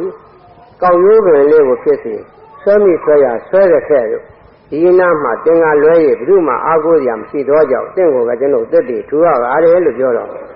ယခုတော့ရှိရဲ့ညတန်းကောင်ရအချိန်ရှိအောင်စောင့်ပါတန်းကောင်ရအချိန်တိုင်တော့အခါမနောဇဝတိန်တော်မြင်းကြီးကိုစီး၍လာတတ်တော့ဘုံမစိုးနတ်ကြီးရှိပါတယ်ဒီဘုံမစိုးနတ်ကြီးကိုတက်တည်ထူပါလို့ဆိုတယ်ဒီလိုလိုကောင်းရဲ့ဒီအခါမှာမှောင်ကြီးပိနေအောင်မိုက်သွားလမ်းကိုလည်းဘယ်ဘက်မှမှန်းဆလို့မမြင်နိုင်တော့အခက်ခဲကြုံနေကြဝင်းနဲ့ဆရာစီးလေးတစ်ခွက်လက်တစ်ခက်တို့လမ်းစာလေးတစ်ခုတော့ပေါ်လာတယ်မရေရဘူးမရေရတော့လဲလုံးဝအစပြောင်းနေရလဲဆိုတော့တော်သေးရဲ့လို့ဒီထက်ကနည်းနည်းအားရှိသွားတယ်ကောင်းပြီကျွန်းလုံးစောင့်မယ်ဆိုပြီးတော့ညစောင့်နေတယ်ထိုနေ့ကပန်းလိုက်တဲ့ခကြီးအသွားပြန်မင်းလေးတဲ့ခကြီးကြီးအသွားပြန်ပြေးခဲ့လွှားခဲ့ရတယ်အပြန်ညနေကသမင်းလည်းမစားရသေးဘူးရေတော့မတော့ရဘူးတော့ဒီဟာဒီအသာထားသေရေးရှင်ကြီးကအရေးကြီးတယ်ငါအသက်သေမလားရှင်မလားငါဘာမှမသိသေးဘူးဒီတော့ဖြင့်ကိုယ့်ရဲ့အသက်ကိုတော့ဖြင့်အလကားတက်တဲ့အသေးမခံနိုင်ဘူးငါဘက်ကတာဝန်ကျေပါနှေးကန်တဲ့သမင်းတက်တဲ့ငါကိုဘယ်သူမှမတတ်နိုင်ဘူးငါဘက်ကတာဝန်ကျေစေရမယ်သူကစိတ်မှန်တင့်ထားတယ်မြတ်သောယောက်ျားတို့မြည်ပြီးစိတ်ချရဲထားလို့ရှိကြတယ်ကိုယ့်ဘက်ကလည်းမှန်ရမယ်မှန်သောစကားကိုရဲစွာပြောတတ်ရမယ်ဒါမှယောက်ျားများပြီးတော့ဘယ်မင်းမြတ်နောက်ရက်မလာခင်ညအခါတန်းကောင်ရံကိုစောင့်မယ်တန်းကောင်ရံထိုရာဇောသားရှိရောနေရမနီးမွဲကထိုင်၍စောင့်တော့တန်းကောင်ရံအချိန်ကြီးတော့အခါဘုံမစိုးနတ်ကြီးလာတယ်ဘုံမစိုးနတ်ကြီးမလာခင်လောကကြီးတစ်ခုလုံးပန်းနံလေးအလွန်သင်းတယ်ပန်းနံလေးမှုေးလို့နတ်ပန်းနံလေးမှုေးတယ်နတ်ပန်းနံလေးမှုေးလိုက်တဲ့သာယာသောအတန်ကိုကြားရတော့အခါလေကြည်နူဝမ်းမြောက်ရမယ်ထုံးစံဖြစ်တဲ့ခဲ့လို့နတ်ပန်းနံလေးလှိုင်တော့ရောက်သူယောက်ျားရဲ့အမောပန်းတွေကပြေးပြောက်သွားတယ်မကြခင်မှာပဲထူးထူးဆန်းဆန်းနတ်သားကြီးကိုမြင်ရတယ်ဆွတ်ဆွတ်ဖြူတော့သိန်းတော်မြင်းကြီးကိုစီး၍လာတယ်ကြည့်ွယ်တဲကောင်းတယ်ကြည့်ွယ်ကောင်းတော့ရောက်သူဟာကြည့်နေရင်မှတသူရဲ့ရှေ့မလှမ်းမကမှရှိတော့ရာဇောသားနာကိုမြင်းမြူကြီးရက်လိုက်တယ်မြင်းမြူကြီးရက်ပြီးတော့အိုယောက်ျား သင်သည်သေခြင်းကိုအလိုမရှိနဲ့အသက်ရှင်ပါလောသင်ရဲ့အသက်ရှင်ခြင်းဟာသေခြင်းတဲ့မြတ်ပါသေး၏အဲ့ဒီစကားဆိုရင်ဆိုပြီးတော့သွားတော့မယ်ဆဲဆဲဒုက္ခတဲ့ယောက်ျားကရှေ့ထွက်လာတယ်။အိုးနမင်းကြီးခဏဆိုင်တော်မူပါကျွန်တော်စကားတစ်ခုပြောပြရစီကျွန်တော်ဒီဒုက္ခတဲ့ယောက်ျားပါဘယင်းမင်းရကသုံးဝေဒနာဝေရောရေကန်ကိုလွတ်ပါတယ်ရေကန်လွတ်ပြီးတော့ခါကျွန်တော်ကိုအလုတ်တာဝန်တစ်ခုပေးပါတယ်သူခိုင်းတဲ့အတိုင်းကျွန်တော်တာဝန်ပြေစွာလာပါတယ်သူကယူခဲ့ပါမြင်းမြင်းရဲ့ယူခဲ့ပါဆိုလို့ကျွန်တော်မြင်းမြင်းရဲ့တည်းယူလာတယ်ပေါ့ကြာဘက်နဲ့ထုတ်ထားတဲ့ဟောတဲ့မျိုးရိုးပေါ်တင်ထားပါတယ်ကြာဘူးကြာနေယူခဲ့ရမယ်ဆိုလို့ယူလာခဲ့ပါတယ်ဟောတယ်မှာအယိုးချင်းချီတွဲထားတဲ့မျိုးရိုးကိုချိတ်ဆွဲထားပါတယ်နေဝင်ပြီးလာခဲ့ရမယ်ဆိုလို့ကျွန်တော်နေဝင်ပြီးမိပါတယ်ကျွန်တော်ရောက်လာတော့ခါတကမှုတွေကတကားတွေစီးပိတ်ထားလို့မျိုးတဲ့မဝင်နိုင်ဘူးကျွန်တော်အပြစ်မရှိပါဘူးကျွန်တော်ကတာဝန်ပြေပါတယ်ဒီအကြောင်းကိုအတင်းနမင်းကြီးကိုကျွန်တော်တက်တည်ထားပါတယ်ကျွန်တော်ဘက်ကတက်တည်ခံတော်မူပါလို့ဆိုတာဘုံမစိုးလက်ကြီးကသူတော်ကောင်းကြီးကိုသူတော်ကောင်းဆိုတာမှန်သောဘက်ကလိုက်မှန်သောဘက်ကကောင်းပြီအတင်းယောက်ျားမစိုးရင်လည်းကျွန်တော်တက်တည်ခံမယ်အားရှိသွားတယ်အားရှိသွားပြီတို့တော့ဘင်းအမေကဘယ်လိုမှမှားအောင်မဲ့တော့မသိသေးဘူးသူ့အသက်သေးမယ်ရှင်မယ်တော့မသေးရမရေရသေးဘူးမရေရသေးပဲတော့အားတော့ရှိလာပြီကောင်းပါပြီဆိုပြီးတော့လှပတော့နတ်ကြီးနဲ့လှပတော့မင်းကြီးကိုကြည့်ပြီးတော့ကြမ်းနေရတယ်နောက်ရက်နံနဲ့မိုးတော့အလင်းရောက်လာတော့အခါဘုရင်ရဲ့ခုခက်စကားဆိုလို့ချင်းဘော်ဒီကသူ့ရဲ့လုံခြုံရေးတွေလာကြတယ်ဒီနေ့ခေါ်တော့ရဲကားတွေဘုရင်ရဲ့ဝန်ထမ်းတွေရဲဘက်တွေရဲကားတွေရောက်လာကြတယ်ရောက်လာကြမကြခင်မှာပဲဘုရင်မင်းမြတ်လည်းနောက်ကပါလာတယ်ဒီယောက်ျားကိုဒီယောက်ျားကငါရဲ့အမိန့်ကိုဖိစမ်းတဲ့နေမွေးမီငါထံဆက်ရမယ်ဆိုတင်မဆက်ဘူးတင်ပြင်မာနေတယ်ပြောဒီကိုရာဇောတင်လို့ဒဏ်ခတ်ရမယ်လို့ဘုရင်ကအမိန့်ပေးတယ်ပြီးတော့သူယောက်ျားကလည်းအညံ့မခံဘူးဟုတ်တိုင်းမှန်ရပြောရင်ငါဒီမှန်သောအလုပ်ကိုလုပ်တယ်မှန်သောစကားကိုပြောရမယ်မှန်သောစကားကိုပြောရခြင်းဖြင့်ငါဘာကြောက်เสียရှိရမလဲအရှင်မင်းကြီးကျွန်တော်တာဝန်ကျေးတယ်ကျွန်တော်တာဝန်မကျေးတာဘာမှမရှိဘူးအရှင်မင်းမြတ်ကသုံးရတဲ့နာဝေတော့တကရက်ခိုက်ဆောင်တော့ရေကန်ကိုသွားရမယ်ဆိုတော့ကျွန်တော်သွားတယ်ရေကန်တွေကမြင်းရဲ့ယူခဲ့ရမယ်ဆိုတော့ဆောင်းရုပ်ကိုချိတ်ဆောင်ဘာမှမရှိပါဘူးကျွန်တော်နေမွေးမီရောက်တယ်မျိုးတကားကတကားမှုတယ်ကျွန်တော်မြင်တော့တကားတွေကုန်ပိတ်ထားတယ်ဘုံကမရဘူးကျွန်တော်အပြစ်မရှိဘူးတကမှုတွေကအပြစ်ရှိတယ်အပြစ်ပေးကြရှိသူတို့ကသာလည်းအပြစ်ပေးတော်မူပါသူယောက်ျားကအာကယောက်ျားမှန်တော့ဘက်ကပြောမယ်ဆိုရင်ရှင်မင်းနဲ့လက်ပြီးချင်းထိုးချင်းထိုးရပြီမကြောက်ဘူးအဲ့လိုတတ္တိဗျတ္တိရှိရောယောက်ျားဘယ်သူကမှဘယ်ဆက်ကမှအနှိမ့်ဆက်မပေးနိုင်ဘူးဒါထုံးတာလူလောကရဲ့ဓမ္မလားတတ္တိရှိဟုတ်သောဘက်ကပြောမယ်ဆိုတတ္တိရှိရမယ်ဒါလူလောကရဲ့မြတ်သောယောက်ျားတွေထုံးတာသူကတတ္တိရှိနဲ့ဘယင်ကိုပြောင်းပြောရကောင်းပြီတင်ပြောတဲ့စကားဖြစ်နေသလားတင်ပြောတဲ့စကားသိမစဖြားတယ်ဒီလိုပြောလို့ဖြစ်နေဘူးတဲ့တင်ဟုတ်တဲ့အကြောင်းဘယ်သူသက်သေခံမတော့အရှင်မင်းကြီးကျလို့သက်သေပြပြရှိပါတယ်ညတန်းကောင်ရအချိန်ဆွတ်ဆွတ်ထူတော့မနောဇဝသင်္တော်မြင်းကြီးကိုစီးလာတော့ဘုံမစိုးနတ်ကြီးရှိပါတယ်ဘုံမစိုးနတ်ကြီးတွေဟုတ်တိုင်းမှန်ရကျွန်တော်ဘက်ကသက်သေခံပါလိမ့်မယ်တင်မဟုတ်မှန်လားတွေလောက်ပြန်ပြောပြန်ဘယ်ကလာဘုံမစိုးနတ်ကလာသက်သေခံလို့ဖြစ်နေမတဲ့လားအရှင်မင်းကြီးယုံတော်မူပါကျွန်တော်ပြောတဲ့စကားမယုံကြည်လို့ရှိရင်အရှင်မင်းကြီးရဲ့ယုံကြည်အပ်သောမင်းယောက်ျားတရားကိုဟောဒီနန်းကစောင့်နေပါသည်သူတွေ့ရပါလိမ့်မယ်။ကဲဒီခါဘုရင်မင်းမြတ်ကပြောတယ်။တင်ပြောတဲ့စကားမှန်ပြီးရှိခဲ့တော့ဘုရင်ကနတ်ကြီးလာတယ်ဆိုတော့သူကစိတ်ဝင်စားလာတယ်။သူကနတ်ကိုကြည့်ကြစိတ်ရှိလာတယ်။ဘုရင်မင်းမြတ်ကလူစင်စက်ကနတ်ကိုမြင်ရတယ်ဆိုတာဘယ်တော့မှမရှိဘူး။နတ်အသွင်နဲ့လာတော့နတ်ဆိုတာမျိုးကအလွန်ရှားပါတယ်လူလောကမှာသူကနတ်ကြီးကမိစ္ဆာဒိဋ္ဌိကံရဲ့ကြိုးတရားယုံကြည်ခြင်းမရှိဘူးအဲတော့နတ်သားကြီးလာတယ်ဆိုတော့သူကစိတ်ဝင်စားလို့ရုပ်ရှင်ဒူးကြီးကြည့်ရတဲ့ကြည့်ရဒီတဲ့တော့နည်းနည်းမျောလင်းချက်ကောင်းနေရောကောင်းပြီသင်ပြောတဲ့စကားဖုံးဖန်ခဲ့တော့ကျွန်တော်ကိုယ်တိုင်လာရစောင့်မယ်ဘုရင်မင်းကပြောပြီးပြန်သွားတယ်ပြန်သွားပြီးတော့ညတန်းကောင်ရအချိန်နေတော့အခါဘုရင်မင်းကသူကိုယ်တိုင်လာတယ်။ယောက်ျားလည်းရှင်မင်းနဲ့စကားပြောပြီးတော့မနေ့ကလည်းညစာမစားရဘူး။မောပန်းလည်းနေသေးတယ်။ဘုရင်နဲ့ကြည့်ဆုံပြီးတော့စကားပြောရဖို့အချိန် အမှုဆိုင်ရမယ်အချိန်ကညသံဃာအချိန်ဖြစ်တယ်ရှင်ရအများကြီးရှိသေးတယ်တနေ့လုံးကိုဒီကထိုင်ဆောင်နေပုံကဘာမှလုပ်မရှိဘူးအိမ်ခဏပြန်လိုက်အောင်မယ်သူ့အိမ်ပြန်မိသားကောင်းဒီကသမင်းလေးပါလေးစားရေးလေးပါလေးတော့ရေးတမောနေခင်အိတ်အနာယူပြီးတော့ခါကျမှညာချမ်းခါသူကရာဇဝသားတခင်ရှို့ထားသောနေရာကိုပြန်လာခဲ့တော့ညသံဃာရအချိန်နီးတော့ခါဘယင်မင်းမြတ်ကအဆောင်ကြအလုံးကျုံစွာနဲ့ရောက်လာတယ်မကြခင်မိပါပဲဘုံမစိုးနတ်ကြီးရောက်လာတော့ဘုံမစိုးနတ်ကြီးရောက်လာတော့မယ်ဆိုတော့အခါလောကကြီးတစ်ခုလုံးအလွန်မှုကြံတော့နတ်ပန်းနံလေးလှိုင်းလာမှုလိုက်တဲ့နတ်ပန်းနံလေးနတ်ပန်းနံရဲ့မှုကြံခြင်းကလောကကြီးတစ်ခုလုံးနှစ်သက်ဖွယ်ကောင်းနေတာဒီမှုကြံတော့နတ်ပန်းနံကိုရှူဆက်ရခြင်းကြောင့်ဘယင်မင်းမြတ်ကလိမ့်စဝေမင်းကတော်တော်ကျဉ်းနှံ့သွားတယ်တော်တော်ကျဉ်းနှံ့အားရလို့လှိုင်းလိုက်တဲ့နတ်ပန်းနံလေးဘယ်လိုကောနိုင်ပါလိမ့်မလဲလို့မကြခင်မှာပဲဆွတ်ဆွတ်ဖြူတော့သိန်းတော်မြင်းကြီးကိုစီးလာတော့ဘုံမစိုးနတ်ကြီးမြင်ရတယ်ဘုံမစိုးကြောင့်ညံလိုက်တာမြင်းကြီးကဘုံမစိုးနတ်ကြီးကစီးပြီးတော့သူ့ရှေ့တယ်မှာရာဇဝသားတကယ်ချိုထားသောနေရာကိုရပ်လိုက်တယ်ရပ်နေတော့အခါထိုနတ်ကြီးရဲ့အပြုအမူကိုဘယင်မင်းမြတ်ကသူ့ရဲ့အဆောင်ကြတပ်သားတွေရားတဲ့ကနေပြီးတော့ရပ်ကြည့်အတင်းနာမင်းကြီးခဏဆန်းလာတော့မူပါကျွန်တော်ဒီဘယင်မင်းမြတ်အမိန့်တော်နဲ့တက္ကတက်ခိုက်ဆောင်တော့ရေကန်ကိုကျွန်တော်သွားပါတယ်ငယ်မွေးမရောက်ပါတယ်ဒီပစ္စည်းယူခဲ့ရမယ်ဆိုလို့မြေနီမင်းရဲ့နဲ့ကြာနေယူလာခဲ့ပါတယ်ဟောတယ်မှာကြည့်ပါဒီပေါ်မှာမြေနီမင်းရဲ့ကြားဘက်နဲ့ထုတ်ထားတယ်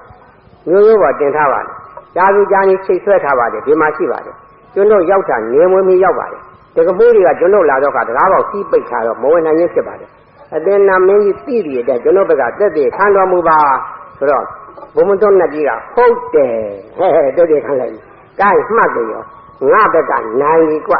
သူကယောက်ျားကအားရှိလာတယ်ဘယင်မင်းမြတ်ရဲ့အမိန့်ဘာပြောမလဲဆိုတာစောင့်ကြည့်ဖို့ဘယ်လိုတော့လဲဘယ်လိုပဲစောင့်ကြည့်ဘာပဲပြောပြသူကတော့ဇွတ်ရင်းတော့မှာပဲတက်တဲ့ရှိထားပြီကိုငါကလည်းတတ္တိရှိတော့ယောက်ျားလှုပ်ထားတာကလည်းမှန်ကန်နေတယ်အဲ့တော့တတ္တိရှိရဲကိုပြောတယ်ဒီတော့ဘုံမစိုးနတ်ကြီးကိုဘယင်ကစိတ်ဝင်စားနေတော့ဘုံမစိုးနတ်ကြီးကဒီနေရာပြောတယ်အရှင်မင်းကြီးဟုတ်ပါတယ်တဲ့သူကဒီပြောတဲ့အတိုင်းမှန်တယ်ကျွန်တော်သူ့ဘက်ကတက်တယ်ခံပါတယ်ပြီးတော့ဒီသူဟာဘာမှအပြစ်မရှိပါဘူးသူ့ကိုအပြစ်မပေးပါနဲ့လွတ်လိုက်ပါလို့ဆိုတာဘုရင်မင်းမြတ်ကသဘောတူလိုက်တယ်ကောင်းပြီတင်သွားနိုင်ပြီလို့ဆိုရင်ကာရင်အမှုတစ်ခုပြီးသွားပြီဒီတရားရုံးကအမှုတစ်ခုပြီးသွားတော့ပြောက်ကြလဲစိတ်ကြီးလက်ပြောက်စိတ်ရှင်းတယ်ပဲသူ့အိမ်ပြန်သွားတယ်ဒီကဘုံမစိုးနတ်ကြီးကိုခဏဆိုင်မအောင်လို့လိမ့်စဝေမင်းကတားတာလိမ့်စဝေမင်းကဘုံမစိုးနတ်ကြီးကိုသူကစိတ်ဝင်စားတယ်အတင်းနတ်မင်းအဘဲကြောင့်တင်ဒီနေရာလာပြီးတော့ဒီယောက်ျားကိုအသက်ရှင်ပါလို့သေခြင်းကိုအလိုမရှိနဲ့သင်ရဲ့အသက်ရှင်ခြင်းကသေခြင်းတဲ့မြတ်သေးရဲ့လို့ဘာဖြစ်လို့လာပြောတာတုံးနဲ့ရာဇဝကသူလှုပ်ထားတယ်ဘယ်ရအမိန့်တော်နဲ့တကယ်ရှို့ထားတဲ့ယောက်ျားပြီးတော့ဘုံသောနတ်ကြီးကပြောတယ်အရှင်မင်းကြီးဒီသူကလွန်ခဲ့သောဘဝကကျွန်တော်တူတော်ခဲ့တယ်တူဒီဟူသောတန်ရောစဉ်ကြောင့်သူဒီမကောင်းမှုကိုပြုခဲ့တယ်အကယ်၍ဒီဘဝကသေသွားခဲ့တယ်သူတော်ဥစ္စာခိုးခြင်းဒီဟူသောအဒိဏဒါနကံကြောင့်ငရဲကြမှာတေးချတယ်ငရဲကိုခံရမှာတဲ့ခက်တာတခြင်းဆိုရင်အသက်ရှင်နေခြင်းကတက်တာပါသေးတယ်အဲဒါကြောင့်တူဒီဟူသောတန်ရောစဉ်ကြောင့်တနာလုံးလို့ညစဉ်လာပြီးတော့ကျွန်တော်ဂရုတစိုက်ပြောပါတယ်လို့ဆိုရင်ဒီကလိစ္ဆဝေမင်းကသဘောပေါက်သွားတယ်လစ္ဆတတ်တော်ဘုံမစိုးနတ်ကြီးဆိုဒီကခြားကလူမဟုတ်ဘူးသူရဲ့အမိန့်နဲ့ဦးကြီးတော်ကိုလေပင်ဖြတ်ရတတ်စေအမိန့်ကြောင့်လေပင်ဖြတ်ရတတ်လိုက်တော့အခါသူကဘုံမစိုးနတ်ကြီးဖြစ်သွားတာပဲလို့အဲ့ဒါကိုသူကသိသွားပြီသိသွားတော့ဘုံမစိုးနတ်ကြီးကိုသူကသူ့ကြောင့်ဖြစ်ရတာနည်းနည်းအာနာစိတ်တော်ရှိလာတယ်အာနာစိတ်တော်ရှိလာတော့လည်းပဲရှေ့မင်းရန်စစ်စင်းရန်တွေကရှိနေသေးတယ်ရှိနေသေးတာကြောင့်အတင်းဘုံမစိုးနတ်ကြီးရဲ့သိမှာက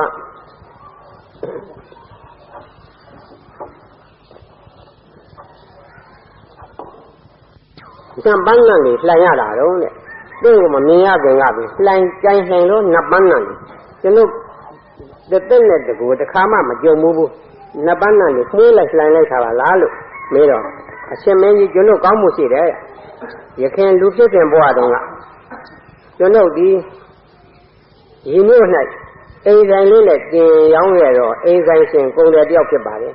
ထိုခါတုန်းကကျွန်ုပ်ဒီသူများရဲ့မကောင်းစကားမပြောဘူးသူများစကားမကောင်းတဲ့စကားတွေလာပြောတာကျွန်ုပ်နားမထောင်ဘူးနားထောင်ကြစိတ်လည်းမရှိဘူးသို့တော့သူတော်ရဲ့ကောင်းကျိုးဟုတ်တိုင်းမှန်ရတဲ့ကိုတော့ထုတ်ဖော်ရချီးကျူးလေးရှိပါတယ်သူများရဲ့ကောင်းတဲ့ပြောရမယ်ဆိုကျွန်တော်ကအလွန်စိတ်ဝင်စားပါတယ်နှစ်လက်နှစ်သက်ပါတယ်ဒါကြောင့်မို့နှစ်သက်သောကြောင့်ဟုတ်တိုင်းမှန်ရကောင်းတဲ့ကိုတော့ဖြင့်ပြောဆိုခဲ့ပါတယ်မဟုတ်မှန်လဲလောက်ကြံရမပြောပိုလိုလည်းမပြောဘူးဒါကြောင့်မို့ကျွန်ုပ်ကိုမှနတ်ပန်းနံတွေလှည့်ရင်းဖြစ်ပါတယ်လို့ပြောတယ်အသင်နာမည်ရဲ့ကျင့်ကိုမေးပြရစီသင်ရဲ့ကိုယ်ခန္ဓာကလည်းတဲလှပပြေပြစ်ပါလားအပြည့်နာအစာရှိလို့ဘာမှပြောစရာမရှိဘူးအလွန်ချောမွေ့တိမ်မွေ့တယ်ရုပ်ဆင်းအင်္ဂါလက္ခဏာနဲ့ပြည့်စုံပါလားလို့ဆိုတော့ဟုတ်တယ်အရှင်မင်းကြီးကျွန်ုပ်ကရခင်ဘဝတုန်းကသဘောအားဖြင့်သီလနဲ့ပြည့်စုံခဲ့ပါတယ်တဲ့ကျွန်ုပ်ဒီသူများအသက်တတ်ခြင်းမရှိဘူးသူများဥစ္စာခိုးခြင်းမရှိဘူးမဟုတ်မှန်တဲ့စကားလည်းဘယ်တော့မှပြောဘူးသူသားအရာပြမှားခြင်းမရှိဘူးဒေကြီးတည်းတောက်စားခြင်းမရှိဘူးကျွန်ုပ်ပဂတိအားဖြင့်သီလနဲ့ပြည့်စုံတယ်ကျွန်ုပ်ဒီကြမ်းကြမ်းတမ်းတမ်းစကားကိုမပြောဘူးစကားကိုသိမ်မွေ့စွာပြောလို့ရှိပါတယ်သူများပေါ်အမျက်ကောင်းမှမရှိဘူးမနာလိုဝန်တိုစိတ်မရှိဘူးဒါကြောင့်မို့ကျွန်ုပ်ရဲ့ရုပ်ရည်အစဉ်ဟာသိမ်မွေ့နူးညံ့ပြည့်ပြည့်လှပချောမောခြင်းဖြစ်ပါတယ်လို့ပြောတယ်ဟောရှိသေးတော့အဲ့တော့သူပြောတဲ့စကားတွေကသူရဲ့ဘဝဖြစ်စဉ်ကိုဟုတ်တိုင်းမှန်ရတယ်နတ်ကြီးကမိစ္ဆာဒိဋ္ဌိအယူရှိတဲ့လိစ္ဆဝေမင်းကိုတိုက်ရိုက်တရားဟောနေတယ်လို့အတိပ္ပယ်ရောက်နေတယ်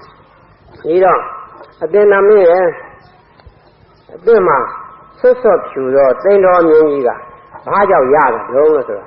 ရှင်မင်းကြီးကျွန်တော်လွန်ခဲ့တဲ့ဘဝတုန်းကဒီမျိုးထဲမှာအိမ်ဆိုင်လေးနဲ့ကျွန်တော်ရောက်နေခဲ့ပါတယ်ကျွန်တော်ရဲ့အိမ်ဘေးမှာလူသွားလမ်းခြေချောင်းလမ်းလေးရှိပါတယ်မိုးရွာပြီးဆိုတော့ကျွညွန့်အိမ်ကြီးဖြစ်လာတယ်လူသားများတော့ရေအိမ်ကတော်တော်နဲ့မချောက်နိုင်ဘူးခရီးသွားတဲ့လူတွေပင်ပန်းကြတယ်ချွန်တဲ့ဆင်းသွားကြတယ်အဝက်ရေးဆိုးကြတယ်ခြေတော့ရွှွန့်ပေးကြတယ်တချို့ကခုံရသွားကြတယ်ဒီတို့ရကိုမကြည့်ရနိုင်တော့ကြောင့်တောတဲ့ကအသုံးမကျတော့သူများပြည့်လွှင့်ထားတော့ခြုံရတဲ့ကကောက်ယူလာတော့ဆွတ်ဖြူတော့နွားကောင်းရုပ်တစ်ခုကိုရေအိမ်အလဲမှာချင်းနဲ့တကွက်စာရရင်ချယူတရားခင်းခဲ့ပါတယ်အဲ့ဒီကောင်းမှုကြောင့်ကျွန်တော်နတ်မြင်းပြန်ကြီးကိုရပါတယ်လို့သူကပြန်ပြောတယ်။အော်ဟုတ်သားတော့ကောင်းမှုဆိုပြီးကုသိုလ်ပြုကရတယ်ကောင်းကျိုးရတယ်ဆိုတဲ့စကားကိုတရားဟောတဲ့ခဲကိုအတိပ္ပယ်ဖြစ်သွားလက်တွေ့ပြတယ်။ဒီတော့မယုံခြင်းနဲ့ယုံခြင်းယုံသူစိတ်ကတော့အမှန်ဟုတ်တယ်လို့မဆုံးဖြတ်သေးဘူးလက်တွေ့နဲ့ကမဆုံးဖြတ်သေးမဲ့သူ့ကိုဆက်မေးပြရှိသေးတယ်။ငါနဲ့အသင်နတ်မင်းကြီးရဲ့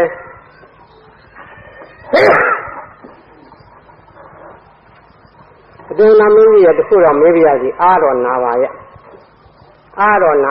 ဆိုပြီးတော့တခုမေးတယ်အမှန်ကဒီနေရာမှာဘုံမသွေးလက်ကြီးကရိုးရည်ဆင်းလဲလှပါတယ်ကုသကလည်းနတ်ပန်းနံလေးလှိုင်းတယ်ပြေပြစ်ချောမောတယ်မနောဇဝသိန်းတော်မြင့်ကြီးကိုလည်းပိုင်ရှင်ဖြစ်တယ်တိုင်ရှင်ဖြစ်တော်လဲပဲသူ့ကိုယ်ပေါ်မှာအဝတ်မပါဘူးငါပစိုးလည်းမပါဘူးလူဝက်လည်းမရှိဘူးကိုတုံးလုံးကြီးအဲ့ဒါကြီးမြင်ရတော့သူကရေလဲရည်ခြင်းအားလဲနာရဲ့အတင်းနာမင်းရဲ့အားလဲနာပါရဲ့စိတ်လည်းမရှိပါနဲ့နော်တခုမေးရရင်တင့်မှာတဲ့နဲ့နတ်မြင်းညာကြီးလည်းပိုင်ရှင်ဖြစ်ခဲ့နတ်ပန်းနံလေးလည်းလှိုင်းရဲ့ကိုရည်စင်းလည်းလှပရဲ့ခံညာရဲ့ပြေပြက်ကချောမောရဲ့သေမွေ့ရဲ့ဒီလိုအကျိုးတွေရှိပါလေခဲ့နဲ့ဘယ်နှယောက်တင့်ကုန်မှာအဝတ်မရှိရတာတုံးနဲ့အမလေးအတင်းမင်းကြီးမေးတော့ပြောရအောင်မယ်ကျွန်တော်မှားခဲ့တာတခုရှိတယ်ရခင်ဘဝတုန်းကရေကျိုးသိသွားတော့မိတ်ဆွေတွေရေဆင်းချိုးနေကြတယ်ရေဆင်းချိုးနေကြကကျွန်တော်ကသူတို့ချွတ်ချထားတဲ့ပုံထားတဲ့အဝတ်တွေပစိုးတွေယူပြီးတော့တနေရာခြုံညားတဲ့ဖွက်ထားတယ်တက်ပင်ကိုရာကချောင်းကြည့်ပြီးတော့သူတို့ကိုအားရအောင်ရဲခြင်းသားနဲ့အားရအောင်ရဲမှုပြီးမှသူတို့ပစိုးတွေကိုပင်မန်းစီပြီးမှသူတို့ပစိုးတွေပေးခဲ့တယ်အဲ့ဒီဟာလေးတစ်ခုကြောင့်ကျွန်တော်ဒီဘဝမှာပစိုးမပါပဲဖြစ်ရတယ်တဲ့မှတ်ကြတရောတို့ပါကွာကြီးစကားပါပြောင်းလောင်ခြင်းလို့ပါသိုးပေးမဲ့လို့တစ်ဖက်ကဆင်းရဲတယ်လို့ချင်းကံထိုက်တယ်နော်ကံထိုက်တယ်ဆိုတာတမလွန်ဘဝမှာအကျိုးပေးတယ်ခဏလေး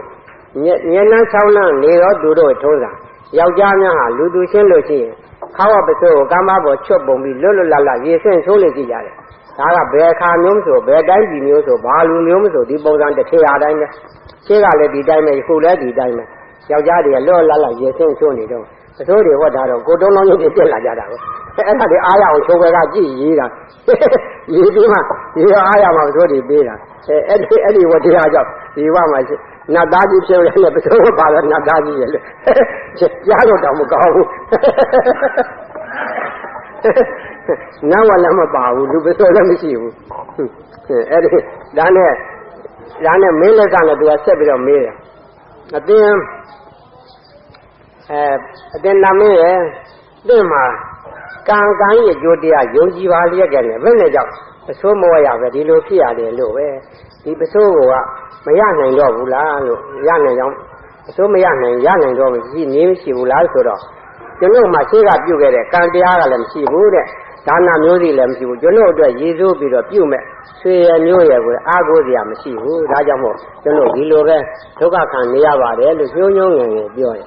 ဒီခါတနာစီဒီတော့အတင်းနာမင်းရဲ့အသင့်ကိုအဝိဇ္ဇာဝိသေခြင်းပါလေအဝိရနိုင်ကြောင်းနေလန်းကောင်းရှိလို့ကျွန်ုပ်ကသာကူညီနိုင်မယ်ဆိုရင်ကူညီပါရစေနေတာပြောပါလို့ဆိုတယ်ဒီတော့အတင်းမင်းကြီးတကယ်ဝန်ခံတာဟုတ်လို့ရှိရင်ကျွန်တော်ပြောနိုင်ပါတယ်တဲ့ဒီဝေသာလီကြီး၌ယသိကပိတမထီကြီးကိုသင်္ကန်းတစ်စုံလှူပါသင်္ကန်းလှူပြီးတော့ကျွန်တော်ကိုအပြတ်တမ်းပေးဝေလို့ရှိရင်ကျွန်တော်အဝတ်ပစိုးရဝဲရပါလိမ့်မယ်ကောင်းပြီဒီစကားမှန်အကယ်၍ကျွန်တော်လှူရမယ်လှူပြီးတော့သင်မှာအဝတ်ရကြောင်းမရကြောင်းကျွန်တော်ကိုပြပါလို့ဆိုတော့ကောင်းပြီပြပါမယ်လို့ဝန်ခံတယ်အဲ့ဒီနတ်ကြီးရဲ့ဝန်ခံချက်ရတော့ကလိသဝီမီမျိုးတဲ့ပြောင်းဝင်သွားတယ်ပြောင်းဝင်သွားပြီးတော့သူကသင်္ကန်းရှစ်စုံဝယ်လိုက်တယ်ရှစ်စုံဝယ်ပြီးတော့အရှင်ကပ္ပိတမထေရကြီးထံသွားလှူတယ်ဒီတော့ကပ္ပိတမထေရကြီးကစကားဖြစ်စီလို၍မင်းကြီးကိုမေးတယ်စကားတော်မင်းကြီးရှေးခါကကြောင်းကံဖရာဘယ်တော့မှမကပ်ဘူးမိစ္ဆာဒိဋ္ဌိကြီးကိုကြောင်းကံဖရာဘယ်တော့မှမကပ်ဘူးတဲ့ခုသင်္ကန်းနေပါသေးနဲ့ကြောင်းကံလာတာထူးလာကြီးလားလို့မေးတော့မှန်ပါတပည့်တော်မိတ်ဆွေနတ်ကြီးတူရဲ့အတွက်ပါဗျာဘုံမစိုးနတ်ကြီးအတွက်ကိုကုသိုလ်ကောင်းမှုပြုပါတယ်အရှင်ဖေလူခံတော်မူပါလို့ဆိုတော့ကပ္ပိတမထေရကြီးကသူကတ်တဲ့သင်္ကန်းတွေလူခံလိုက်တယ်လူခံပြီးတော့အမြတ်တမ်းပေးရတဲ့အတင်ဘုံမစိုးနတ်ကြီးမိတ်ဆွေကြီးအင်းအတွက်ကုသိုလ်ကောင်းမှုပြုပြီးပြီအမြတ်ယူပါလို့အမြတ်ဝေလိုက်တယ်ထိုခိုက်မှာပဲထိုနန်းကတခါတည်းဘုံမစိုးနတ်ကြီးပေါ်လာတယ်ဘုံမစိုးနတ်ကြီးကနေဝရတယ်ကတ်လိုက်လိုက်ရှိတယ်မမြင်ရဘူးဒီချက်ကြမှာသူကအရင်ကတော့ပစိုးပါသေးလို့လူမြင်မခံနိုင်ဘူးခုတော့ပစိုးနဲ့ပါနဲ့ဆက်လာတော့ရဲရင်ဒီခါရဲ့နတ်ဝတ္တန်းစာလေးနဲ့ပြောင်ပြောင်ရောင်ရောင်ပေါ့လေဟန်နဲ့ပန်နဲ့တွက်လိုက်တာရုပ်ရှင်ဇကားပြောင်းထိုးလိုက်တယ်လို့ပဲဒီကဆင်းရဲတဲ့ဘုရားကတထေးကြီးဖြစ်လာတယ်လို့သူ့မှာဟန်နဲ့ပန်နဲ့ဒီခါရဲ့နတ်ဝတ္တန်းစာလေးနဲ့ပြက်လာတော့အဲ့ဒီမှာရှေ့ထွက်ပြလာတယ်အရှင်မင်းကြီးကြည့်ပါကျွန်တော်ကြည့်ပါကျွန်တော်ကပစိုးတွေနဲ့နတ်ဝတ္တန်းစာလေးနဲ့ဖြစ်ခဲ့ပြီလို့ဆိုဘုရင်ကလည်းဝမ်းသာတယ်ဝမ်းသာပြီးတော့ရှင်မင်းကြီးသူကဆက်တရားဟောတယ်ကံကာကြီးကျိုးတရားကိုယုံကြည်ပါတဲ့ကံကံရဲ့ကျိုးတရားရှိတယ်ဆိုတာသင်မင်းကြီးယုံကြည်ပါအဲ့တော့ကံကံရဲ့ကျိုးတရားမရှိဘူးဆိုတာမဟုတ်ပါဘူးရှိပါတယ်ရှိလို့ကျွန်တော်ကကံပြုတဲ့ကံကအကျိုးပေးတယ်ဆိုတာဒီမှာကြည့်ပါလို့ဆိုတာအတင်းမှားသောအဓမ္မကိုပယ်ပါတဲ့မှန်သောတရားကိုယူပါမိစ္ဆာဒိဋ္ဌိကိုပယ်ပါလို့သူကဆိုတယ်ဒီတော့ဘုံမစိုးနတ်ကြီးဟောတဲ့တရားကိုလိသဝေမင်းကစိတ်ဌာနခောက်တဲ့မှန်ရပြောတယ်လို့သူကယုံကြည်လာတယ်ယုံကြည်လာတော့ကြောင့်အတင်းမိတ်ဆွေနတ်မင်းတင်ပြောတဲ့စကားကိုကျွန်တော်အရင်ကလည်းယုံကြည်တော့ယုံကြည်ပါတယ်သို့တော့လက်တွေ့ကြကြခုမှယုံကြည်ပါတယ်ခုကဲ့သို့အသင်ကဲ့သို့လက်တွေ့မြင်ရပြီးမှသာကျွန်တော်ကံကာယကျိုးကိုဘယ်မယုံကြည်ပဲနေပါမလဲကျွန်တော်မှားတော့အယူကိုပယ်ပါတယ်လို့အသင်ကိုတက်တည်ထားပါတယ်လို့ဆိုတယ်ဘုံမစိုးနတ်ကြီးကကောင်းပြီအသင်မင်းကြီးကျွန်တော်တက်တည်ထားမယ်ဆိုလို့ရှိရင်အသင်မှားတော့မိစ္ဆာဒိဋ္ဌိယူခြင်းကိုပယ်တယ်ဆိုရင်ကျွန်တော်တက်တည်ထားပါတယ်လို့ဆိုတယ်ဒီတော့ဘုံမစိုးနတ်ကြီးကိုလိသဝေမင်းကဂတိတောင်းတယ်အသင်နာမင်းကိုလည်းမကြာခဏကျွန်တော်မြင်မရစေမြင်ပါပြပါမယ်တဲ့အသင်ကိုလည်းမှားတော့အယူကစွန့်ပြလိုက်ပါလို့ဆိုတယ်ဒီတော့ဒီအချိန်မှာကပ္ပိတမထေရကြီးကလည်းဆက်ရွတရားဟောတယ်တကားတော်မင်းကြီးကိုက်မြင်ပြီမဟုတ်လားလို့ကံကံရဲ့ကျိုးဘုံမစိုးနတ်ကြီးမှာသင်ရဲ့ရှေ့တယ်ပဲခုအဝတ်ပစိုးတွေဝဲရပြီတဲ့သင်လှူသောကောင်းမှုကြောင့်ဖြစ်တယ်လို့ညော ကြုံကြိုက်ခိုက်တရဏဂုံကိုစောက်တည်ပါလို့ဆိုတယ်ဘယ်ကမပယ်ပါဘူးဆရာတော်ကြီးရဲ့အမိန့်တိုင်းမှာသူကတရဏဂုံစောက်တည်လိုက်တယ်ဗုဒ္ဓံတရဏံကိစ္ဆာမိမြတ်စွာဘုရားကိုကိုးကွယ်ပါ၏ဓမ္မံတရဏံကိစ္ဆာမိသံဃာတော်မြတ်ကိုကိုးကွယ်ပါ၏သံဃာတရဏံကိစ္ဆာမိသံဃာတော်ရှင်မြတ်များကိုကိုးကွယ်ပါ၏ဘုရားတရားသံဃာယရဏသုံးပါးရှိကညတရဏဂုံစောက်တည်လိုက်တယ်စောက်တည်ပြီးတော့တရားတော်မင်းကြီးဆက်လက်၍၅ပါးသီလရဲ့စောက်တည်ပါလို့ဆိုတော့ဒီနေရာ၅ပါးသီလလည်းစောက်တည်သွားတယ်သူက၅ပါးပင်စတိနဲ့စောက်တည်ပြီးတော့ဗုဒ္ဓဘာသာဖြစ်သွားတယ်ဗုဒ္ဓဘာသာဖြစ်သွားပြီးတော့သူကလေးသဝိမင်းကသူ့စိတ်လည်းကျေနပ်သွားတယ်ကျေနပ်ပြီးတော့သူကမြို့တွင်းဝင်သွားတယ်မြို့တွင်းဝင်သွားပြီးတော့သူကလေးသဝိမင်းတွေကိုသူကခေါ်တယ်ဖိတ်ခေါ်ပြီးတော့စီဝဲကြီးလွတ်လိုက်တယ်မိတ်ဆွေတို့တို့အရင်ကမှားနေတယ်ကုသိုလ်ပြုလည်းကောင်းကျိုးဖြစ်ဘူးမကောင်းမှုပြုလည်းမကောင်းကျိုးဖြစ်ဘူးတော့မဟုတ်ဘူးမှားတယ်ကျွန်တော်လက်တွေ့မြင်ခဲ့ပြီးဆိုတော့သူရဲ့ကိုယ်တွေ့ဘုံမစိုးနတ်ကြီးရဲ့ဖြစ်ရတွေကိုတင်ပြပြီးတော့အားလုံးကိုမိစ္ဆာဒိဋ္ဌိတွေပဲလို့အကုန်လုံးဗုဒ္ဓဘာသာကြီးဖြစ်သွားကြတယ်ဒီနတ်တိကမိစ္ဆာဒိဋ္ဌိယူကြည့်တဲ့လိစ္ဆဝိမင်းလည်းမထီကြီးတာမကြာခဏစိတ်ကတ်တယ်စိတ်ကတော့မထီကြီးရအကြောင်းအားလျော်စွာမကြာခဏဒါနကထာသက်ကကထာမေကကထာတရားဟောပြတယ်ဒီနေရာမှာသဗ္ဗေဧဝသမာတိထသဗ္ဗေကုဗ္ဗေထသန္တဝံတတံတတ္တဝမင်းညာယတေယောဟောတိနဗ္ဗာပိယောဒီဟာသဗ္ဗေဧဝသူတော်ကောင်းလို့နေသားလင်သမာတိထပေါင်းမဲ့ကုန်ရာဤသဗ္ဗေဧဝသမာတိထသဗ္ဗေကုဗ္ဗေထသန္တဝံသူတော်ကောင်းကိုမိတ်ဆွေဖြစ်ဖွဲ့ပါတဲ့သူတော်ကောင်းကိုတစ်ချိန်ဖြစ်ပါစေတဲ့သူတော်ကောင်းချောင်စိတ်ကပ်ပါဖြစ်နေလို့ရှိရင်အကျဉ်းများစွာစိတ်ကပ်ပါသူတော်ကောင်းနဲ့မိတ်ဆွေဖွဲ့ခြင်းဖြင့်သူတော်ကောင်းစကားကိုကြားနာရလိမ့်မယ်တဲ့သူတော်ကောင်းစကားကြားနာရပါများသောအခါကိုယ့်ရဲ့မှားသောအယူတွေမကောင်းတာတွေကိုပယ်ပြောက်ပြီးတော့သူတော်ကောင်းစကားတွေကြားပါများတော့နာရင်းလာမယ်အသိဉာဏ်တွေသိလာမယ်အမြင်တွေရှင်းလာမယ်ထိုအခါရုပ်မှသောသူမဖြစ်တော့ဘူးတဲ့ကောင်းသောသူဖြစ်လာမယ်တဲ့ရှေးကဘုရားဆက်တဲ့တို့ဟောထားတဲ့စကားကဲ့သို့ဒီလိစ္ဆဝမင်းမှာလဲနတ်ကြီးကမိစ္ဆာဒိဋ္ဌိအယူသီးရာမှအရှင်ကပိတမထီဟန္တာပုဂ္ဂိုလ်ကြီးထံသိကလို့ဟန္တာပုဂ္ဂိုလ်ကြီးကတခါလာတစ်မျိုးဟောတခါလာတစ်မျိုးဟောဟောပါများတော့ကြားပါများတော့နားဝင်အားကနားရင်ပြီးတော့နောက်ဆုံးမယ်နိစ္စဝိနတ်ကြီးကမိစ္ဆာဒိဋ္ဌိမလိစ္စဝိမင်းကြီးဟာဗုဒ္ဓဘာသာဖြစ်အောင်လည်းမကဘူးသောတာပန်တည်သွားတယ်နောက်ပြီးတော့ဒီအချိန်မှာဘုံမစိုးနတ်ကြီးကလိစ္ဆဝိမင်းကိုပြောတယ်အသင်မင်းကြီးအသင်မှာမှားတော့အယူတော့ပယ်လိုက်ပြီးပြီတခြင်းရှိုးထားတော့ရာဇဝသားကိုလည်းတက်ညာသူ့ကိုမသေးပါပြုစုပါမသေးပါသေးနဲ့ကျွတ်လိုက်ပါလို့ပြောတော့ကောင်းပါပြီအသင်ယူသောဘုံမစိုးနတ်ကြီးသင်စကားကိုကျွန်တော်မပယ်ပါဘူးတဲ့သူ့အသက်မသေးသေးရပါဘူးကျွန်တော်တာဝန်ယူပါတယ်လို့ဆိုတယ်အဲ့ဒီတခြင်းရှိုးထားတော့ရာဇဝသားသူ့တူတော်မောင်တခိုးလူမျိုးကောင်းကိုလည်းဘုရင်မင်းမြတ်ကတက်ညာနန်းလဲသမားတော်ကြီးများကိုတာဝန်ပေးလိုက်တယ်နန်းလဲသမားတော်ကြီးများကတခြင်းလေးကိုဖြေလိုက်တယ်တခြင်းရှိုးတယ်ဆိုအရှင်လလဝါချွန်နေနဲ့ထိုးထားတယ်ဝါချွန်နေနဲ့ထိုးထားတာကိုဖြေလိုက်တော့သွေးသီးတွေခြောက်နေတာတွေဝါချွန်နေဖယ်လိုက်လို့သွေးစင်းတွေထွက်ကြတာတွေကိုရင်နှွေးနဲ့ဆေးကြောတယ်ရင်နှွေးနဲ့ဆေးကြောပြီးတော့ချက်မြက်တော့နန်းလင်းသမားတော်ဒီရသုံးတဲ့ဆေးတွေနဲ့ကုသရတော့မကြခင်ချိုးယောက်ျားအသက်ရှင်လာတယ်ချမ်းသာလာတယ်ဒီအခါသူ့မှာနောင်တကြီးစွာရတယ်ငါကြီးအလွန်မိုက်ခဲ့တယ်ငါဟာဥကြီးတော်တယောက်ကိုမှီ၍ထမင်းစားနေရနိုင်တို့ဖြစ်ပါရဲ့ကဲငါမိုက်တယ်ငါကြောင့်ဥကြီးတော်မှာအာမတိရှာမတိငါကြောင့်အသက်ခံရတယ်ကဲငါမှလည်းအရှင်းလတ်တရင်ရှိုးထားရတယ်ဥကြီးတော်ကသူတော်အောင်ဖြစ်တော့လောက်မိုက်တဲ့ငါသူ့ကြောင့်ငါဒုက္ခခံရတာပဲလို့ငါပေါ်ပြစ်မှားခြင်းမရှိဘူးဒေါသထွက်ခြင်းမရှိဘူးသူဒုက္ခရောက်တော့ဘဝကပင်လေညစဉ်ငါကိုလာ၍တတိပေးရှာသေးတယ်ဥကြီးတော်သူတော်ကောင်းကြီးသူ့ကျေးဇူးကြောင့်ငါမှမသေးပဲနဲ့အခုလိုလွတ်ရတယ်မလိမ္မာတစ်ခါမိုက်သမျှတစ်ခါတော့ရှိပေသေးတော့နောက်ခါတော့မမိုက်တော့ဘူးလူလောကကိုလည်းမသွားလို့တော့လူလောကသိုးဒီကစိတ်ချရသည်မဟုတ်ဘူးဒီနေ့ငါစိတ်ချူးပေးမဲ့နှက်ဖန်မဲခြင်းမဲတာအဲဒါမကောင်းသောသူလည်းရှိတယ်ကောင်းသောသူလည်းရှိတယ်မကောင်းသောသူနဲ့ရှင်တွဲမိမှဖြင့်ချူရာကလည်းမဲနိုင်တော့ကြောင့်လူလောကတော့မသွားတော့ဘူးလို့ယဟန်တို့၏လောက ကြောက်ကံကိုဝင်ပြီးတော့သူကယဟန်ပြုတ်လိုက်တယ်ယဟန်ပြုတ်ပြီးတော့တန်ဝေကကလည်းထိတ်လန့်လာခဲ့တယ်ကြောက်ရွံ့သောစိတ်လူလောကဆိုငင်းဝဲလိုက်တာလူလောကဒီမကဘူးဘဝကိုပါငင်းဝဲလာတယ်တန်တရာကျင်လေတယ်ဆိုတော့ဘဝကိုခေါ်သည်တဘဝပြီးတဘဝဘယ်တော့မှမဆုံးနိုင်ဘူးသေလက်စမဆုံးနိုင်တော့လောကကြီးကိုကျင်လီနေရခြင်းဖြင့်ဘာမှကျေးဇူးမရှိဘူးလို့လောကကြီးတစ်ခုလုံးကိုငင်းဝဲလို့တခါလေတရားအားထုတ်လိုက်တာမကြခင်အရဟတဖို့ဒီ1500ကိလေသာတွေအကုန်လုံးခန်းချောက်ပြီးတော့အရဟတဖို့ဒီရဟန္တာဖြစ်သွားတယ်။အောဖို့ကောင်းလိုက်တာဒီဘဝရဟန္တာဖြစ်နိုင်တော့ပစ္စည်းမဘွိကစားဖြစ်တယ်တခိုးပြရသေးတယ်။တခိုးပြတာဦးကြီးတော်ရဲ့ကောင်းဖို့ကြောင့်သူ့မှာ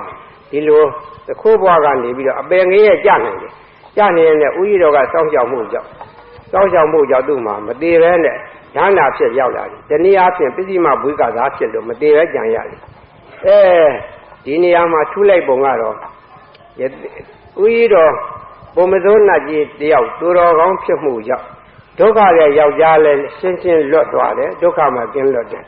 မိစ္ဆာဒိဋ္ဌိအယူတွေမှားလိုက်တာသူမသားမယားတောင်မှသူ့လျောက်ျားကိုပြစ်ဒဏ်ခတ်စပ်ပြီးတော့သူမယားကိုမိဖုရားအဖြစ်သိမ့်မဲ့ဖို့ကြံစီတော့ဘယင်မင်းမြတ်ရဲ့မှားယွင်းသောအကြံကြီးကိုလည်းမကြံစီပြတ်တော့ဘူးမအောင်မြင်တော့ဘူးအဲ့ဒါကိုလည်းအကုသိုလ်ကိုလည်းသူကပဲကဲတင်လိုက်တယ်သူယောက်ျားလည်းအသက်မခံရတော့ဘူးချမ်းချမ်းသာသာသူ့အိမ်သွားပြန်ရောက်သွားတယ်ရာဇဝတ်တင်နေတော့တူတော်မောင်တခိုးလူမျိုးကောင်းကိုလည်းသူကလွတ်လိုက်တော့ထိုးဘဝမှလွတ်ပြီးတော့သူကအရဟတဖို့ဒီယဟန္တာဖြစ်သွားတယ်ဘဝဆုံးသွားတယ်လိစ္ဆဝီမင်းကြီးနဲ့တကွလိစ္ဆဝီတိုင်းပြည်ကနတ်ကြီးကမိစ္ဆာဒိဋ္ဌိအယူရှိနေကြတဲ့တတိကြီးသောမိစ္ဆာဒိဋ္ဌိကိုလည်းတခါတည်းသူရဲ့ကိုယ်တွေ့ကိုပြပြီးတော့ချွတ်လိုက်တာအကုန်လုံးမိစ္ဆာဒိဋ္ဌိဘဝကကြွပြီးတော့သောတာပန်ဒီသူကဒီတရဏဂုံနဲ့ပစ္စတိ5ပါးကိုမြဲသူကမြဲလိစ္ဆဝီတို့ရဲ့လောကကြီးမှာလည်းအကုန်လုံးကောင်းကျိုးချမ်းသာခြင်းဖြစ်သွားတယ်ဒီဇလန်းကြီးအလုံးကိုခြုံကြည့်လိုက်တော့ခါဘုံမစိုးနတ်ကြီးရဲ့သူတော်ကောင်းစိတ်ရှိမှုကြောင့်သူရဲ့သဘောထားဖြူစင်မှုကြောင့်ဒီလောကကြီးအကုန်လုံးသူကတည်သွားတယ်သူတည်သွားတဲ့ကိုအကုန်လုံးအကောင်းဖြစ်သွားတယ်ဒါကြောင့်မို့သက်ကောင်းတဲ့ပင်ကြောင့်တောတစ်ခွင်လုံးကြိုင်တက်တမင်ကောင်းတော့ငှက်တစ်သောင်းဆိုရဆိုတဲ့စကားဒီဟာကိုဆိုခြင်းဖြစ်တယ်လူလောကမှာလူတော်တယောက်ကကောင်းကျိုးဆောင်လို့ရှိရင်အားလုံးကိုကောင်းကျိုးဖြစ်စေနိုင်တယ်ဒီနေရာကံတရားအကွက်စစ်ပြီးအကျိုးပေးပုံကိုသိစေခြင်းလို့ဒီဝတ္ထုကိုဟောခြင်းဖြစ်တယ်နော်ကံတရားကကိုပြုတဲ့ကံကိုပါကိုခံရတယ်ဒီနေရာမှာတစ်ခုပြောဦးမယ်လိစ္ဆဝီမင်းကသင်္ကန်းလှူတယ်သင်္ကန်းလှူခံရတာကကပ္ပိတမထေကြီးသင်္ကန်းလှူတယ်ကပ္ပိတသင်္ကန်းရတာကပ္ပိတမထေကြီးသင်္ကန်းရတယ်လှူသူကလိစ္ဆဝီမင်းကလှူတယ်ပစိုးမောရတဲ့ဘုံမစိုးနတ်ကြီးကပစိုးဝဲရတယ်နတ်ဝတ္တန်းကရတယ်ဘယ်လိုဆက်ဆံမှုရှိတယ်လဲပြောမယ်ဒီနေရာထူးခြားချက်တို့ဗုဒ္ဓဘာသာများသည်သေသူအတွက်ရည်စူးပြီးကုသိုလ်ကောင်းမှုပြုလို့ရှိကြတယ်တို့ရန်ကုန်မြို့ရဲ့ထုံးစံအစဉ်လားလူတယောက်သေသွားလို့ရှိရင်သေသောနေ့ကိုဘုန်းကြီးတစ်ပါးဖြစ်စေပြင်၍တက်ပြောက်ဆုံးသွတ်လို့ရှိတယ်နောက်မြေကြဆုံးတင်းကြုံမဲ့နေ့မြေမြုပ်မဲ့နေ့ကိုမြေကြဆုံးတစ်ကျင်သွတ်လို့ရှိတယ်9ရက်လေတော့ခါရက်လေဆုံးသွတ်လို့ရှိတယ်ထို့နောက်လဲလလေဆုံးနှစ်လေဆုံးစသည်ဖြင့်ဆုံးသွတ်လို့ရှိတယ်သေသူအတွက်ရည်စူးပြီးကုသိုလ်ကောင်းမှုပြုအပြတ်တမ်းပေးဝေကြတယ်ဒီနေရာမှာဤတောဒိဏကထာတဲ့ဤတောဒိဏကထာဆိုတာပါဠိတော်မှာဟောထားတယ်ဒါကဤတောဒိဏကထာဆိုဒီမှာဤတောဤပစ္စုပန်ဘဝမှာဒိဏံပေးလှူရသောအစုဝတ္ထုသည်တထဆိုတမလွန်ဘဝ၌လပတိကိရသလောသေသူအတွက်ရည်စူးပြီးတော့ပြုတာကသေသူကဘယ်ဘဝရောက်သွားမှန်းလည်းမသိဘူးကုသိုလ်ကောင်းမှုပြုတာကကျွမ်းကြံရတော့ဆွေမျိုးမိဘသားသမီးအပေါင်းဖော်အဲ့ဒါတွေကကုသိုလ်ကောင်းမှုပြုတယ်ပြုပြီးတော့ကထို့တို့အတွက်အမြတ်တမ်းပေးဝေတယ်ပေးဝေတာနဲ့နေပြီးတော့သေသူမှာဒီရဲ့အကျိုးတွေရတယ်ဆိုတာကတိုက်ရိုက်ရသလားတဲ့မေးတာကဒီပြစ္ဆုတ်ပံဘဝမှာကြံတဲ့လူတွေကကုသိုလ်ကောင်းမှုပြုတာထိုတမလွန်ဘဝသို့ပြောင်းသွားပြီးတော့သူရသလားအဖြေကအာမန္တာတဲ့အာမန္တာရတယ်တဲ့ဒီမှာကထာဝတ္ထုပါဠိတော်မှာဒီစကားလာတယ်ဒီကအမေအဖြေကအာမန္တာရတယ်သေရောသူဒီဂတိ5ပါးရှိတယ် ဒေဝဂတိနတ်ဖြစ်သွားရင်မရဘူးမနုဿဂတိလူပြန်ဖြစ်နေတယ်မရဘူးတိဋ္ဌာနာဂတိနွားကျွဲစသည်တိဋ္ဌာန်ဖြစ်နေမရဘူးပေတဂတိနိရိယဂတိငရဲကြနေမရဘူးအတုရကယ်ဖြစ်နေလည်းမရဘူးတဲ့ဘယ်ဘဝရလဲဆိုပေတဂတိပိဋ္ဌာဖြစ်တော့သူရပိဋ္ဌာဖြစ်နေတော့သူကပိဋ္ဌာဘဝဆင်းရဲဒုက္ခကြီးနေတယ်သူ့အတွက်ရည်စူးပြီးအမြတ်တမ်းပေးဝေတယ်သူကလည်းသာဓုခေါ်နိုင်တယ်ဖိတ်လည်းဖိတ်ခေါ်ရမယ်ဆိုရင်သူချိုးအတွက်ရတယ်တိုက်ရိုက်ရဒီနေရာမှာဘုံမစိုးနတ်ကြီးဟာအမှန်စင်စစ်နတ်စင်စစ်မဟုတ်ဘူးခုကာလဆေးဆရာကြီးပြောကြတယ်လို့ဆိုရှင်နတ်တစ်ပိုင်းပိဋ္ဌာတစ်ပိုင်းဖြစ်တယ်ပိဋ္ဌာတစ်ပိုင်းဖြစ်တော့ကြောင့်သူ့မှာအဝတ်မဝရပဲဖြစ်နေရခြင်းပဲဖြစ်နေရခြင်းနတ်စင်စစ်မှာပစိုးမရှိတော့နတ်သားလို့မရှိဘူးနတ်သားအားလုံးပစိုးရှိကြတယ်ဒီမှာပိဋ္ဌာဘဝဖြစ်နေတော့ကြောင့်သူ့မှာပစိုးမပါဘူးဒါမို့ဒီဝတ္ထုကိုသင်္ဃာနာတင်မချီတို့ကပေတဝတ္ထုပါဠိတော်ထဲမှာသွင်းထားခဲ့တယ်သူကနတ်တစ်ပိုင်းပိဋ္ဌာတစ်ပိုင်းဒါမို့ဟိုကအမြတ်တမ်းပေးဝယ်တဲ့အခါကပိတမရှိကြီးသင်္ကန်းလှူ၍အမြတ်တမ်းပေးဝယ်တဲ့အခါသူ့မှာနဝတ္တန်းစာတွေသူ့ဘဝတ်ဆင်ပြီးအလိုလိုဖြစ်သွားတယ်အဲ့ဒါမှတ်ထားကြနော်ဂတိ၅ပါးတွင်ပေတဂတိရောက်သောသူအတွက်ကုသိုလ်ကောင်းမှုပြုခြင်းဖြစ်တယ်အကယ်၍များမတော်တဆအယူတိတ်၍ပိဋ္ဌာဘဝရောက်သွားခဲ့သောဆင်းရဲဒုက္ခမရှိပါစေနဲ့ဒီတော့ကျွတ်လွတ်တဲ့လို့ရှိလဲကျွတ်လွတ်ပါစေလို့ရည်မှန်းပြီးတော့သူ့အတွက်ယေရှုကုသိုလ်ကောင်းမှုပြုခြင်းဖြစ်တယ်အမြတ်တမ်းလည်းပေးဝေရတယ်အဲ့ဒါတို့ဗုဒ္ဓဘာသာတို့ထုံးစံထုံးတန်းစင်လာရှေးကမချီကြီးဆရာတော်ကြီးတို့ကတပည့်တကားတွေကိုသင်ကြားထားခဲ့လို့အစဉ်လာအဖြစ်နားလည်ပြီးတော့ပြုလုပ်နေကြခြင်းဖြစ်တယ်အဲ့ဒါကိုမှန်တော့လုံနည်းဖြစ်တယ်တဲ့ဒီဝတ္ထုကြီးတစ်ခုလုံးခြုံလိုက်တော့ဘုံမစိုးနတ်ကြီးကယ်သွားတာလူလောကမှာလူတို့ကိုကယ်တင်သောနိုင်သောပုဂ္ဂိုလ်ဇွမ်းရှိရတယ်တဏှာတတ်သောသူရှိရတယ်ယနေ့ဟောတဲ့တရားကကံတရားဟာအကွက်စိတ်တွေအကျိုးပေးတယ်တယောခြင်းလို့ရဲခြင်းလို့ဆိုတာနဲ့ကြောင်လောင်လာလေးနဲ့တောင်မှဟိုမဲ့ပစိုးပါသောဘဝဖြစ်ရတယ်အဲ့ဒါသူများကိုတယောတာပါကွာကြီးစေတာပါရဲမျိုးလို့ရလောက်တာပါပြောလို့မရဘူးတစ်ဖက်သားဒုက္ခရောက်လို့ရှိရင်ကံထိုက်တယ်ဆိုတာဟာမကောင်းကျိုးပေးခြင်းဖြစ်တယ်အဲ့ဒါကိုမှတ်ထားကြတချို့ရရွာဒီပြောတော့ကြားဦးတယ်တင်ညာတွင်းမှာဖန်ရအောင်ဖန်အိုးမဲတွေသို့မြောက်ကခိုင်းနေပါဆိုတာတွေလဲအဲ့ဒါလေးလဲဒုက္ခပေးအောင်မှာကြရဘဝမှာဘယ်လိုမဲနဲ့ကြုတ်ကြီးတွေပြစ်ကြအောင်မဲတော့မသိဘူးအဲ့ဒါမှတ်ထားကြနော်သူများဖန်အဲ့ဒါလေးသေရောကျလို့ပါရဲမျိုးလို့ပါဆိုလို့မရဘူးကံထိုက်မှသေးကြတယ်အဲ့ဒါမှတ်ထားကြဒါကံတရားအကြောင်းတဲ့တို့သူငါတွေအားလုံးကုသိုလ်ပြုရင်ကောင်းကျိုးရမယ်မကောင်းမှုပြုရင်မကောင်းကျိုးရမယ်ကိုအကျိုးဘယ်သူကမှလာမခံဘူးသူ့အတွက်သူခံရတယ်အဲ့ဒါမှတ်ထားကြတိုက်ရိုက်ရတော့တရားတွေဒီเจ้าနဲ့ဆက်လို့ပြောအောင်မယ်ဘုန်းကြီးကဘာလုပ်တယ်လဲဆိုတောတောင်နဲ့ရကန္တာတဲ့လှဲ့လေသာနာပြုနေတဲ့ဘုန်းကြီးသူများလိုရဘုန်းကြီးများလိုเจ้าလည်းမထိုင်ဘူးဇာကြဘုန်းကြီးမလုပ်ဘူးတောတောင်နဲ့ရကန္တာကလှဲ့ပြီးတော့မြန်မာပြည်ရဲ့ဘေးမှာတောင်တန်းတွေရှိတယ်တောင်တန်းတွေမှာလူတွေရှိတယ်တောင်တန်းသားတွေသူတို့ဌာနမှာဘုန်းကြီးတွေမရှိဘူးဗုဒ္ဓဘာသာလည်းမရှိမဖြစ်ကြသေးဘူးဗုဒ္ဓဘာသာမရောက်ကြသေးပေမဲ့နိုင်ငံခြားဘာသာတွေကလာပြီးတော့ခရစ်ယာန်ဘာသာဝင်တွေဖြစ်နေကြတယ်ဒါတွေဘုန်းကြီးကမြင်တယ်ဟိုးရှေ့ဝန်သာနုခက်ကတည်းကဒီမြင်ကွင်းကိုမြင်ထားတော့သူများကိုတိုက်တွန်းတော့လေဘယ်သူကမှတောတောင်နဲ့ရကန္တာတော့ဆင်းရဲခံမသွားကြညာဘူးအဲ့တော့သူများတိုက်တွန်းနေလို့မရတူတူ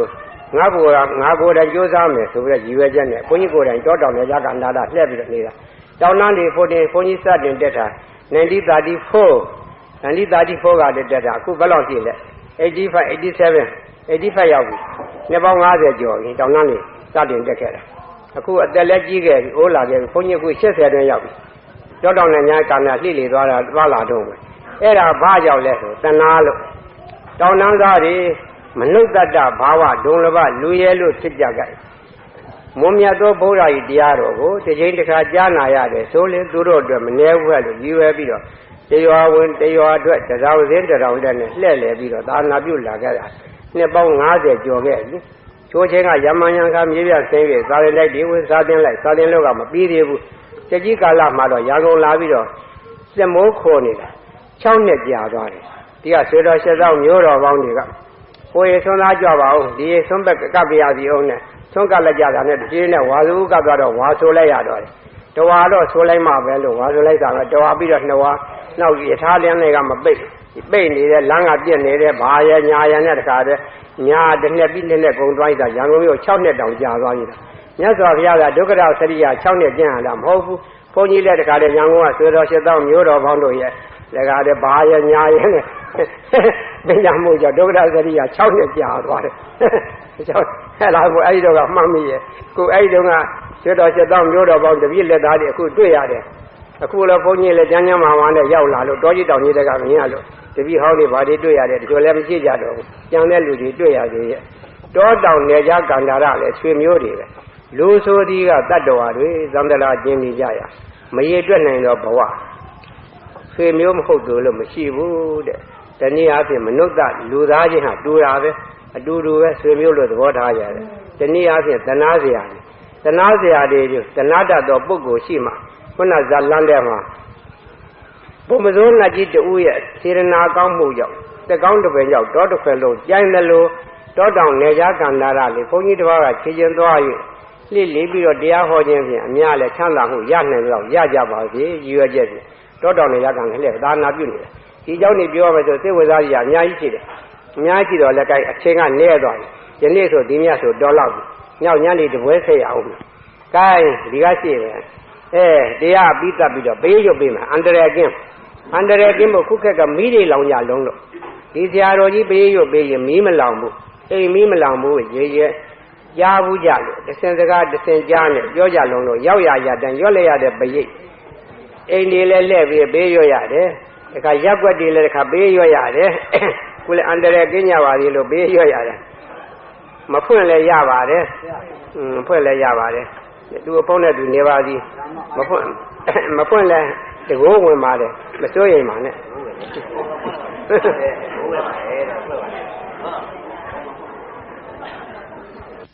ရန်ကုန်မြို့ထဲကဒီဆရာတော်ကြီးပေးရွတ်လို့ရှိရင်မိကွင်းတယ်လို့ဆိုတော့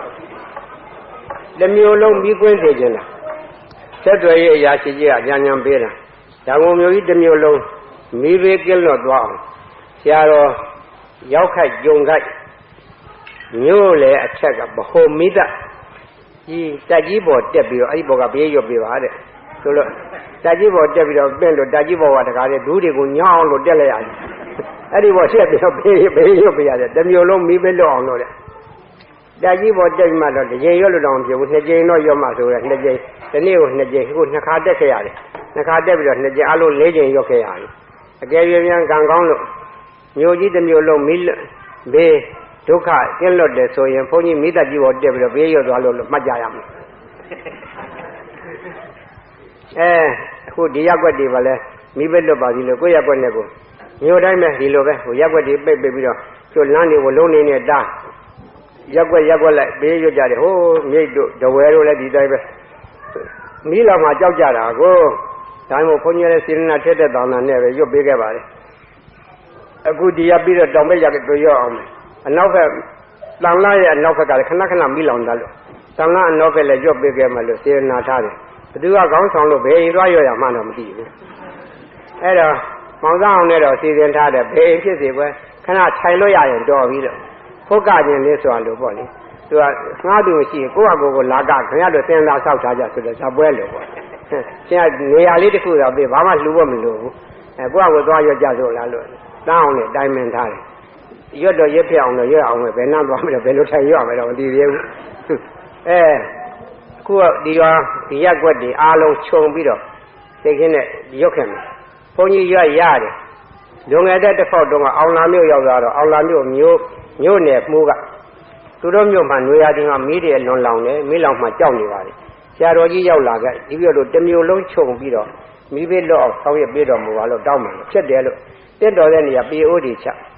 ပေးနာကျင်တဲ့လူနည်းနည်းပါးပါးလားထိုင်ဘုန်းကြီးတစ်မျိုးလုံးခြုံရွတ်ပေးရမယ်ဆိုတော့သူကမြို့နယ်မှုဆိုတော့သူပိုင်ရရဲရိတ်တာတွေကနေပြီးတော့စီစဉ်တယ်ပြေအိုးတွေချပြီးတစ်မျိုးလုံးခြုံရွတ်ပေးခဲ့တယ်အဲ့ဒီချိန်ကစပြီးတော့အောင်လာမြို့တစ်မျိုးလုံးဘယ်ရက်မှမီးမလောင်တော့ဘူးထိုနည်းလူဒဝဲမြို့မှာဒီတိုင်းပဲကြံငင်းမြို့မှာဒီတိုင်းပဲဟိုတဲမှာတော့ဟင်္ဒရာမြို့မှာတော့ဈေးကြီးမီးလောင်လို့အဲ့ဒါမီးလောင်မှကြောက်လို့ဈေးတဲကရွှေဆိုင်ကသူတို့ဈေးကြီးမီးမလောင်ရွတ်ပေးခဲ့ပါတဲ့အဲ့ဈေးကြီးသူ့ရွှေဆိုင်ကနေရွတ်ထုတ်ခဲ့တယ်အဲ့ဒီချိန်ကစလို့ဟင်္ဒရာဈေးမီးမလောင်တော့ဘူးအဲ့ဒီလိုမျိုးတွေတော်တော်များပါတယ်အများကြီးရှိတယ်အကြုံတွေ့နေလဲအများကြီးပဲဒါမို့ဒီဘုန်းကြီး သူပေးရလို့ရှိရင်မီးမလောင်ဘူးဆိုတော့တဏ္ဍာလုံးတည်ဝင်ကြပြီရိုးတရားနေရရောက်လဲရွတ်လိုက်ရတဲ့ဘေးကိုရင်ကလာပင့်ဒီကလာပင့်သုံးလို့ကောင်းပါရဲ့ခုတော့ဘယ်လိုဖြစ်လဲဆိုတော့ရွတ်လိုက်ရတဲ့ဘေးကနေရောညရောဖတ်ကိုမောနဲ့တန်းနဲ့နဲ့ကိုစူးနှုတ်လို့ရနိုင်ဘူးဟုတ်လို့ပဲအဲ့လိုဖြစ်နေပြီခုတော့စေနာတော့ထားပါတယ်ဘုန်းကြီးဒီရှိနေတော့ပြင်ရွတ်ပြအောင်မှာပါပဲခီးပြန်ထွက်ကတချို့နဲ့နေလာတယ်ငါကြသွားဖို့ရှိလို့ပတ်စပို့တစ်ခုလုပ်နေတာပတ်စပို့လုပ်နေတော့တော့တွဲမှာတော့ရက်ဒီမှာစိုက်နေတော့ရှောက်ရွရအောင်ပါပဲပြင်လိုက်ကြတဲ့စွန်းစားတွေဘေးရွတ်တွေကလည်းစင်တန်းလို့အချိန်တောင်မှစဉ်းစားလို့မနိုင်နိုင်အောင်ဖြစ်နေခုဒီနေ့စနေနေ့ညဖန်တနင်္ဂနွေနေ့မနေ့ပိုင်းနေပိုင်းပဲချင်းညကြတော့ခါပဲကဘာအေးမှာတရားပွဲရှိတယ်တနင်္လာနေ့ကျတော့ဘုန်းကြီးကအင်းစိန်နဲ့သွားရအောင်အင်းစိန်နဲ့ညဤသွားမယ်အင်္ဂါနေ့မှာပြန်လာခဲ့တယ်ဘာဆိုလားအဲ့ဒီမှာသွားရမယ်အဲ့ဒီကပြီးမှနောက်ရက်ွက်ဒီရန်ကုန်နဲ့လည်းဒူကြလဲလို့ဆောင်ရက်ခဲ့မယ်။အဲခုတော့ဒီမြို့ဒီမှာအန္တရာယ်ကင်းကြပါစေမိဘဒုက္ခလွတ်ကြပါစေစေနာနဲ့နေတော့ခုပေးရမယ်နော်ပေးရမယ်ဒီတော့ဒီပေးရည်တွေလည်းကောင်းမွန်သိမ့်ထားကြမိမကိုးစင်နေတဲ့အိမ်တွေကိုလည်းမိလောင်နေတော့ကိုပေးရည်လည်းနည်းနည်းထက်ရင်းနဲ့လှမ်းပက်တော့အဲ့ဒီအိမ်ကြီးလည်းမိမကိုးဘူးလည်းမြစ်ကပြောလိုက်တယ်သူကတက်သေးသားကနဲ့ဝမ်းသာစရာတွေအများကြီးပဲဒီဟာတွေပြောမယ်ဆိုပြောလို့မဆုံးနိုင်ဘူး။ခိုင်းပေးရရွတ်ကြဆိုရင်နောက်တစ်ပွဲကကြည့်အောင်ပြ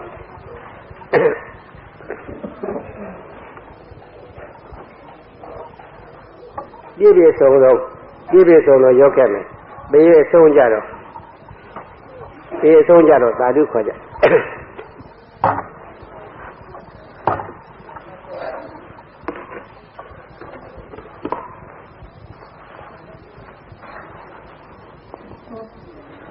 မတရသေးဘူးစကားချင်းဖွင့်ထားလားကိုင်းပထမတရားအပြီးတက်လိုက်ကြအောင်ဆိုနော်တတ္တဝါတွေကိုယ်ကံနဲ့ကိုယ်ဖန်ပြီးကိုယ်သံတရာကိုခရီးသွားနေကြတယ်။လန္တာတော်အဆုံးကိုလည်းမမြင်အစကိုလည်းမထင်ကျင်လီကစုံမျောကြရတဲ့ဘုံလောကအန္တဝါဤသံတရာကြီးတွေကသံတရာဆိုကြီးကအဆုံးလည်းမမြင်ဘူးတဲ့အစလည်းမထင်ဘူးသံတရာကြီးတဲ့ဝင်းရမျောနေကြတယ်ဘယ်ဘဝကစခဲ့တယ်ဘယ်ဖရာလက်ထက်ကစခဲ့တယ်ဘယ်ကဘာကစခဲ့တယ်ဘယ်ပုံစံနဲ့စခဲ့တယ်ဘယ်သူမှမသိဘူးမသိပင်မသိတော့လဲပဲတို့သူငါအားလုံးတန်တရာကြီးတဲ့ဝင်ကျင်းလင်းနေကြတာပြီတဲ့တေလက်စမဆုံးနိုင်တော့ဘဝလူဘဝဆိုဒီကဘာနဲ့တူလဲဆိုတာဧကံဘဝအတွက်ဆောက်လို့ရတော့ယာယီမန္တကဲ့သို့တဘဝဆိုတာခဏလေးတည်တာဧကံဘဝတာဆောက်လို့တော့ယာယီမန္တဒီဧကံပြီးတော့မန္တဒီဖြစ်ပြလိုက်တာပဲတို့သူငါလည်းခုဧကံနေတော့ပေါ့ယာယီမန္တနဲ့တူသောကြောင့်ဧကံပြီးတော့ဖြစ်ပြလိုက်မယ်ဘဝဆုံးကြတော့ခန္ဓာကိုယ်ကြီးတင်းကျိုင်းကုန်ပြစ်ထားခဲ့မှာတင်းကျိုင်းကုန်ပြစ်ထားပြီးတော့ရှားပွားသွားမှာဒီတော့တင်းကျိုင်းကုန်မပြည့်ရသေးခင်ကိုယ်နောက်ပါမယ်ကုသိုလ်တရားပြုရမယ်ဒါနလည်းပြုရမယ်သီလလည်းရှိရမယ်ဘာဝနာလည်းပွားရမယ်အဲ့ဒီသုံးပါးလုံးနိုင်မြတ်နဲ့သဲနိုင်မြတ်သဲသွားရမယ်ကိုပြုထားတဲ့ကံလာရင်ကိုယ်ပိုင်ဥစ္စာဖြစ်တယ်အခြားဘာဟိတပစ္စည်းဆိုဒီကယန္တိမျိုး၅ပါးနဲ့ဆက်ဆံတယ်ရေလည်းမျောနိုင်တယ်မီးလည်းလောင်နိုင်တယ်တခိုးလည်းခေါ်နိုင်တယ်မချက်နဲ့တော့သူတို့ရဲ့နှောက်ချက်ခြင်းလည်းခံရနိုင်တယ်မင်းမာတာဖြစ်လည်းသိနိုင်တယ်ကိုယ်ပိုင်ကံကိုတော့ဘယ်သူမှမကျူနိုင်ဘူးမီးလည်းမလောင်နိုင်ဘူးရေလည်းမမျောနိုင်ဘူးတခိုးလည်းမခေါ်နိုင်ဘူးမင်းမာနာလည်းဖြစ်လည်းမသိနိုင်ကိုယ်ပိုင်ဥစ္စာကိုယ်နောက်ကိုပါတယ်အရေးပမာကိုယ်နောက်ပါဒါကြောင့်မို့တန်တရာကျင်းလေးရမှာကိုယ်ကံကိုကောက်အောင်ဖန်တီးကိုယ်တန်တရာကိုပိုင်းနိုင်တဲ့တန်တရာကြီးစကြဆိုရဲ့ဒီနေရာမှာကံတရားကိုတက်ပိုင်နိုင်စွာသိကြပါစေတော့လို့ရေတတ္တာကိုယ်ဘုံနဲ့ကိုဌာနာအကျိုးပေးသလောင်ရောက်နေကြကုန်သောအကျင့်တ attva အပေါင်းတို့သည်ဧကပုံရေဟိစေစင်းပမာရှင်ဝင်းသာသည်သရာရှိပြေမြူလေးမတင်တန်ဆင်စိတ်ကအလှမြတ်တို့ကြောင့်ဧကေတိလူဘုံမှာလဲချုံများနတ်ဘဝမှာလဲရှိန်တဝင်းဝင်းမြမမင်းကြီးဖြစ်မှလဲချိုးကြအစသာသိမ့်တရေတင်လို့အစစ်စစ်မြင့်မြတ်ကြလေကုန်၏ဒေနထိုမြတ်ကောင်းမှုမျိုးရှိန်တကိုးကချိန်ချိုးဝေစာပရိသာတမျှကဲ့သို့နေရာတကြအကျိုးပေးထူမြတ်လာသောကြောင့်ဧကတံမတေအမြတ်ဟူ၍သမုတ်အပ်သဖြင့်မပြတ်ပြုလို့အပ်သောအထုပ်ပမာ ကိုနောက်ပါမီကုသိုလ်ကောင်းဖြာဖြာတို့ကိုတင်စေယုံစိတ်စေရနာတရားတရားရှိဝဲထား၍ပွားများမယုတ်အားထုတ်နိုင်ကြကုန်ရာတည်းဒ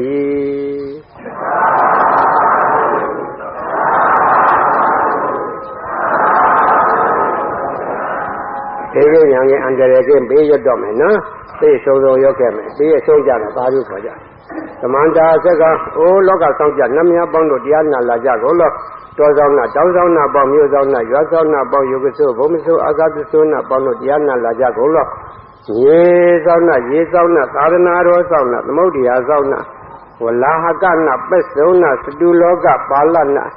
တရားမြမအတုရာယမဆက်စီသောနတ်ဓမ္မပေါင်းတို့တရားနာလာကြကုန်လို့ငကားလုံးကမရခိုက်ဆက်စီသောဥပဒကပေါင်းတို့တရားနာလာကြကုန်လို့ဝိဇာသောจิตပတိဆွာဟိတော်သူတော်ကောင်းပေါင်းတို့တရားနာလာကြကုန်လို့ကိုလူပေါင်းနာပေါင်းပေလေးပါးတတ္တဝါပေါင်းတို့တရားနာရန်ဖိတ်ခေါ်ပါကိုကျွန်းတို့ဒီဝိနည်းများစွာတတ္တဝါတို့ချမ်းသာမှုကိုရှေ့ရှု၍ကောင်းမြတ်သောစိတ်စေနာဖြင့်ကတ္တဗများစွာဘုရားရှင်သည်ဟောကြားတော်မူခဲ့သည်တကားထားလင်ဖို့တသိမ့်ထိုက်တန်သည့်အလွန်တရာကြားရနာရခဲ့လှစွာသောတတ္တသဟတာရဂါထာဝိယုဖတရစေပါကိုကောင်းမွန်ရိုသေစွာနာကြားကြကုန်သောဂိန္ဒေဝမဟာရာဇာတပိဟောတိတမကမောသန္နံပါဠိတိတံဂတိနာတပိဘုသင်္ကမောသပိရေဝသမာသေတာသပိကုဗ္ဗေထသန္နဝံတတံတတ္တမမင်းညာယတေယောဒီနပပိယောယေရံတိဝေရာဇရထာသူစိတ်တာအထောတရေရံပိဇရံဥပေတိတတင်္စဓမောနဇရံဥပေတိတံတောဟဝေသပိဘဝေရယံတိနဘေသဒုရေပထဝီသဒုရေဘာရံသမုဒ္ဒတတရာဟုဒုရေတရောဝေဒုရတရဝရလိတတင်္စဓမ္မအတတင်္စရာဇယိနေဝမဟာရာဇသဗ္ဗိဟောတိသမာဂမောသန္နံပါဠိတိတေဂတိနာတဗ္ဗိဘုသင်္ကမောသဗ္ဗိရေဝသမာတေတာသဗ္ဗိကုဗ္ဗေထသန္တဝံတတံတတ္တမမင်းညာယတေယောဟောတိနဗ္ဗပိယောဇေရန္တိဝေရာဇရထာသူစိတ်တာအထောတရေရံပိဇရဥပေတိတတင်္စဓမောနဇရဥပေတိသံတောဟဝေသဗ္ဗိဘဝေရယံတိနဘေသဒုရေပထဝီသဒုရေဖာရံသမုဒ္ဒတဒရာဟုဒုရေတရောဟဝေဒုရတရံဝရန္တိတတိသဓမ္မအာတတင်္စရာဇာသမန္တာသက္ကဝါလေသူအတ္တရာကိသံတုဒေဝတာတတ္တမမုနိရာသတ္တဒုနန္တုသက္ကမောဂဒံဓမ္မတဝနာကာလောအယံပါရန္တာဓမ္မတဝနာကာလောအယံပါရန္တာဓမ္မတဝနာကာလောအယံပါရန္တာနမောတတ္တဘဂဝတောရတောသမ္မာသမ္ဗုဒ္ဓတ္တနမောတတ္တဘဂဝတောရတောသမ္မာသမ္ဗုဒ္ဓတ္တနမောတတ္တဘဂဝတောရတောသမ္မာသမ္ဗုဒ္ဓတ္တယေတန္တာတန္တစိတ်တာတိတရဏသရဏဧထာလောကတရေဝဘုံမာဘုံမာအစဒေဝဝနာကနာကနာပြဝတသဗ္ဗကာလဣတိအာယလုဒေဝဝရကနကမယေမေရုရာဇေဝတန္တောတန္တောတန္တောတဟေတုမုနိဝရဝဇနံသောတုမေကသမေကသဗ္ဗေတုသကဝါလေတုယကဒေဝသဗ္ဗေမနောယံမေဟိတံပုံညံသဗ္ဗတံပတိတာရကံသဗ္ဗေတံနုမောဒိတောသမေကသာရဏေရတ္တသမာဒရာဟိတံဝန္တောရခတုဝိသေတတောသာသနာတသလောကတဝုတိဘဝတုတပ္ပဒသာသနံပိသလောကိသဒေဝရခန္တုတပ္ပဒသတေဝန္တုဒုက္ခိတပိပရိဝါရိအတ္တနောနေဃသုနာဝန္တုသာသဗ္ဗညာတိပိသာသတောဝါသောရတောဝါမနုဿတောဝါအမနုဿတောဝါဧကိတောဝါဥဒကတောဝါဣတာသတောဝါခန္ဓုကတောဝါသန္တကတောဝါနိခတ္တတောဝါသနဝဒရောဂတောဝါအတ္တဓမ္မတောဝါအတ္တဒိဋ္ဌိတောဝါအတ္တပုရိသတောဝါသန္ဒဟတိအတ္တမိဂဂောဏကုကုရဧဝစီကပနိသဗ္ဗာတိပိအစ္ဆတေရသာတုကရမေန္တာယကာရခာတာတိဟိနာနာဘယတောဝါနာနာရောဂတောဝါနာနာဥပတောဝါတောဝါအရခဏန္တုပဏိဒါနာတောပဋ္ဌာယတတ္တဒတ္တဒတပါရမီယောဓာတဥပပါရမီယောဓာတပရမတ္ထပါရမီယောတိသမဒိဋ္ဌပါရမီယောပိသမပိစ္ဆာကေလောကတ္ထစရိယံညာတတ္ထစရိယံဗုဒ္ဓတ္ထစရိယံတိတေသောစရိယာယောပတိမဘဝေကဘဝကံတေဇာတေအပိနိကဝနံပဒါနစရိယံဘောဓိပန္လင်လေမာရဝိဇယံတပ္ပညုတညာနာပိဝေဒံဓမ္မစကပောတနာနောလောကုတ္တရဓမ္မေတိ သဗ္ဗေပိမေဗုဒ္ဓဂုဏေအဝိဇ္ဇတောဝေဒာလီယတိတုဘာဂတရေတုတိယမရတေပရိဒံကရွန်တောအာယတမအာနန္ဒထေရောဝိယကာရောညစိတ်တံဥပတပိတော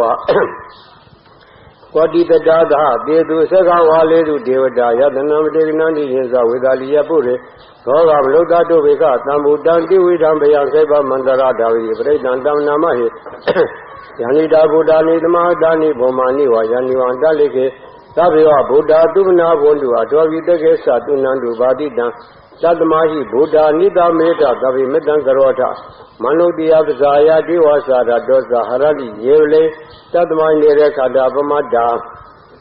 ယံကေတိဝိဒံဣရံဝဟူရံဝတကေတုဝယံရတနာပဏိတနာနောတောအာတိတတာကေနဣဒံဗုဒ္ဓေရတနာပညံဣတေနသစ္စေနဒုတိဟောတုခယံဝိရာဂံမတံနိဒံယတေဇာကတေဇဝနိသမဟိတောနဒေနဓမေနသံတင်ကေစီဣဒံဣဒံမေရတနာပညံဣတေနသစ္စေနဒုတိဟောတု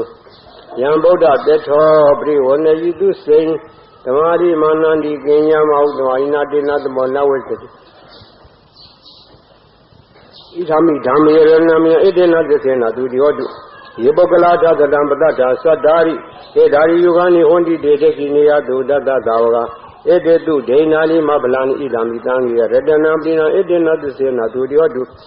ယေတောဘာယုဒ္ဓမာနသာရံလေနနေဂာမိနောဂေါရမသာရဏံမိတေပတ္တိပတ္တာ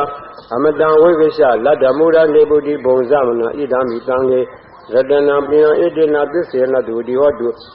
ယထေနခိလောပထဝိတိတောတိယသရောယောတိအတ္တပကံပြီးတော့သတုမံသဗ္ဗတိတံဝရာမိယောရိယသစ္စာနိအဝိဇ္ဇပတ္တိဣဒာမိတံယေရတနံပိယဣတေနသစ္စေနဒုတိဟောတုယေရိယသစ္စာနိဝိဘာဝယတိခံမိရပညေနာတုရေတိတာနိကေဇာတိဟောတိဘုဇံမတ္တနဒေဘဝံဓမ္မမာရိယာနိဣဒာမိတံယေရတနံပိယဣတေနသစ္စေနဒုတိဟောတုသဟဝတ္တဒဗ္ဗနံသဗ္ဗရာယတရားတုဓမ္မဇိတာဘွန်တိသက္ကာယဒိဋ္ဌိဝေစီဂိဉ္စီတေသသီလဗ္ဗံဝယထာတိဂိဉ္စီသတုဝပါရိဇဝိပမုဒ္ဒသစ္စာဝိဌာနာနိအဘဘဂါတောဣဒံဣတံယေရတနာပိဏဣတေနသစ္စေနဒုတိဟောတုကိစ္ဆာပိသောကမ္မံကရောတိဘာပကံကာယေနဝါစာဥရစေတတဝအဘဘောသောတတပဋိစ္ဆာဒာယအဘဘဒဒိဋ္ဌာဝရဒဝုဒ္ဓဣဒံတံယေရဏံမြေဣတေနသစ္စေနဒုတိဟောတုကိစ္ဆာပိသောကမ္မံကရောတိဘာပကံကာယေနဝါစာဥရစေတတဝအဘဘောသောတတပဋိစ္ဆာဒာယအဘဘဒဒိဋ္ဌာဝရဒဝုဒ္ဓဣဒံတံယေရဏံမြေဣတေနသစ္စေနဒုတိဟောတုဝန္တပဂုံမေယတဗုတိတက်ကေခေမာနမာတေပထမသမေခေမေတတုမန္တမဝရအတ္တိနိဗ္ဗာနဂာမိပရမိုဟိတာယဣလံဗုဒ္ဓေရတနာမြဣတေနသစ္စေနဒုတိဟောတုဝရောဝရညုဝရတောဝရဟာရောအနုတ္တရောဓမ္မဝရအတ္တိဣလံဗုဒ္ဓေရတနာမြဣတေနသစ္စေနဒုတိဟောတုခိနံပုရာဏနောနတ္တိသံဘောဝရတစိတ်တယတိကေဘောသမိတေခိနဘိသာအဝိရောဓိသန္တာနိဗ္ဗာန်တိဒေရာယထေယံတိဘောဣဒံတံယေရတနာမြဣတေနသစ္စေနဒုတိဟောတုယာနိတာဗုဒ္ဓနိသမဟာတာနိဘောမာနိဝါယန္နိဝအန္တလိခေတထာဂတံဒေဝမနုဿပုဇိတံဗုဒ္ဓံနမတံဝဒုတိဟောတုယာနိတာဗုဒ္ဓနိသမဟာတာနိဘောမာနိဝါယန္နိဝအန္တလိခေတထာဂတံဒေဝမနုဿပုဇိတံဓမ္မနမတံဝဒုတိဟောတုယာနိတာဗုဒ္ဓနိသမဟာတာနိဘောမာနိဝါယန္နိဝအန္တလိခေတထာဂတံဒေဝမနုဿပုဇိတံသံဃာနမတံဝဒုတိဟောတုယရဏသုတ်တနိတိတံယတနုဘာဝတောရခနေဝဓာတိတိဘိဒနာဓမ္မိစေဝနုယောဇံတောရတ္တိတိဝမတံဟိတောသူကံတုတိတုတ်တောသပါပံကေစီနပတ္တိဧဝမာရိဂုဏုပေတံပရိဒံသမ္နာမဟေကရဏီယမတကုစေနာယန္တသန္နမတံမိသမစ္ဆတကောဒုသတုဒုသတုဟေတောသတမုဒ္ဒနတိမာနိသန္တုတကောသသူကရောသအဘဂေသောသတလုကဝုဒ္ဓိသန္တိတရိယောသဒီဘကောဇအဘဂဘောကုလေတောနာနုကိတောနာဇာကုဒ္ဓမာတရေကိဉ္စီယေနဝိညုပရေဥပဝဒေယောဒုက္ခိနောဝခေမိနောဟွန်တုတဘာတတဘွန်တုဒုက္ခိတတ္တာယေကေစီပါဏအပုဒ္ဒတိတတဝသာဝရဝနောအသေသာဒီဃဝါယေဝမန္တာမေခိမာရတကအနုကဒူလာဒိဋ္ဌာဝါယေဝအဒိဋ္ဌာယေဝဒူရေဝတန္တိအဝိဒူရေဘုဒ္ဓဝသံဘွေတိဝသဗ္ဗတတဘွန်တုဒုက္ခိတတ္တာ နာပရောပရံနိဂုဗေဒနာတိမင်းယေတာကတ္ထစိနံကေစီယာရောဒနာပတိယပညာနိညာမညာသာဒုက္ခမိတ်စေယမာတာယထာနိယံဗုဒ္ဓံမာယုတာဧကဗုဒ္ဓမနုရခေဧဝမိတဗ္ဗဗုတေသူမနတံဘာဝေအပရိမာဏံမေတ္တေသာတဗ္ဗလောကသမိမာနတံဘာဝေအပရိမာဏံဘုဒ္ဓံဒောသတိရိယအတံပါဒံအဝိရမတပတ္တံဒိဋ္ဌံစရဏိတိနောဝတေယနောယဝတ္တဝိတမိတောဧတံတတိအဒိဋ္ဌေယဇမမေတံဝိဟာရမိဓမ္မာဟုဒိဋ္ဌိသာနိဗ္ဗကမတိလာဝါဒသနေနသံပန္နောကာမေတုဝိနယဂေရံနာဟိဇာတုကဝတေယံပုဏ္ဏရေတိပုရိတံဘောဓိတံမာရေနိဗ္ဗာတံဝတ္တဇာတိယံယသတေသေနဒဝတိမဟာတတံဝေစေယိထေရတသာရိပုတ္တတလောကနာထေနဘာတိတံကပ္ပဒါယေမာတေသံပရိဒံဓမ္မနာမဟိအထိလောကေတိလကုဏောသစ္ဆံသောစေယနုတ္တယတေနာသစ္စေနာကာမိသစ္စာကိရိယနုတ္တရာအဝိသေတဝဓမ္မဗလံတရိတဝပုဗ္ဗကေစီနေသစ္စာဗလံမောတာယသစ္စာကိရိယမကာသံတန္တိပက္ခအပါရဏတန္တိပါရအဝေစနာမာတာပိတ္တသနိခန္ဓာဇာတဝေရပရိကမသာတစေကတိမေရှံမာပစ္စလိတောတိခိဝိစေယသောလာတဂရိတာနိပုရိကံပတ္တဝယထာတိခိသစ္စေနာမေတမောနာတိဧတာမေသစ္စာပါရမိဣတိပိသောဘဂဝါသံသမ္မာသမ္ဗုဒ္ဓဝိဇ္ဇာစရဏတံပန္နောသူတောလောကဝိတုအနုတ္တရောပုရိသဓမ္မတာရတိသတ္ထဒေဝမနုဿာနံဗုဒ္ဓောဘဂဝါတိသွက်ခါတော်ဘဂဝါဓမ္မောသန္တိတိကောအကလိကောအေဟိပတိကောဩပနေယိကောပစ္စတံဝိတဘောဝိညုဟိတိသုပတိပန္နောဘဂဝါတော်တာဝကသံဃောဥစုတိပန္နောဘဂဝါတော်တာဝကသံဃောညာယတိပန္နောဘဂဝါတော်တာဝကသံဃောသာမိစီပတိပန္နောဘဂဝါတော်တာဝကသံဃောယတိတံသတ္တာရိပုရိသယုဂာနိသပုရိသပုဂ္ဂလံဣတဘဂဝါတော်တာဝကသံဃောအာဟုနေယောပါဟုနေယောဒိဋ္ဌိနေယောအဇလိကရဏီယောအနုတ္တရံပုညခိတံလောကတာတိဧဝံဗုဒ္ဓံသရံတဏံဓမ္မံတံယေသဘိက္ခောဘယံဝါသံတတံဝါလောမံသောဝါသောနာဟေတတိယံလိုရိမိတံဝမင်္ဂလေသာယောသမနာဘောတကုဏတတ္တောဘာဘဂောတုတုနာအကန္တံဗုဒ္ဓ ानु ဘဝေနဝိနာသမင်တုယံလိုရိမိတံဝမင်္ဂလေသာယောသမနာဘောတကုဏတတ္တောဘာဘဂောတုတုနာအကန္တံဓမ္မာ ानु ဘဝေနဝိနာသမင်တုယံလိုရိမိတံဝမင်္ဂလေသာယောသမနာဘောတကုဏတတ္တောဘာဘဂောတုတုနာအကန္တံသံဃာ ानु ဘဝေနဝိနာသမင်တုသဗ္ဗိတိယဝေဇန္တုသောကောရောဂဝိနတတုမာတိဘွန်တွန်တရာယတုခိတိကယုကောဘောအဘိဝါဒနာတိလေသာနိသံဝတ္တံစာယိနောသတ္တာရောဓမ္မဝဒန္တိအာယုဝနောဒုက္ခမနောသောဝိတိပိအရဟံဝတ္တသောဘဂဝအရဟံတံတရဏံကိသာမိအရဟံတံတိရသနဝိပထမောဇိရာဘာဂရောသောဝိတိပိအရဟံသောဝိတိပိသမ္မာသမ္ဗုဒ္ဓောသမ္မာသမ္ဗုဒ္ဓောဝတ္တသောဘဂဝသမ္မာသမ္ဗုဒ္ဓံတရဏံကိသာမိသမ္မာသမ္ဗုဒ္ဓံတိရသနမမိဒုတိယဝဇိရာဘာဂရောသောဝိသမ္မာသမ္ဗုဒ္ဓော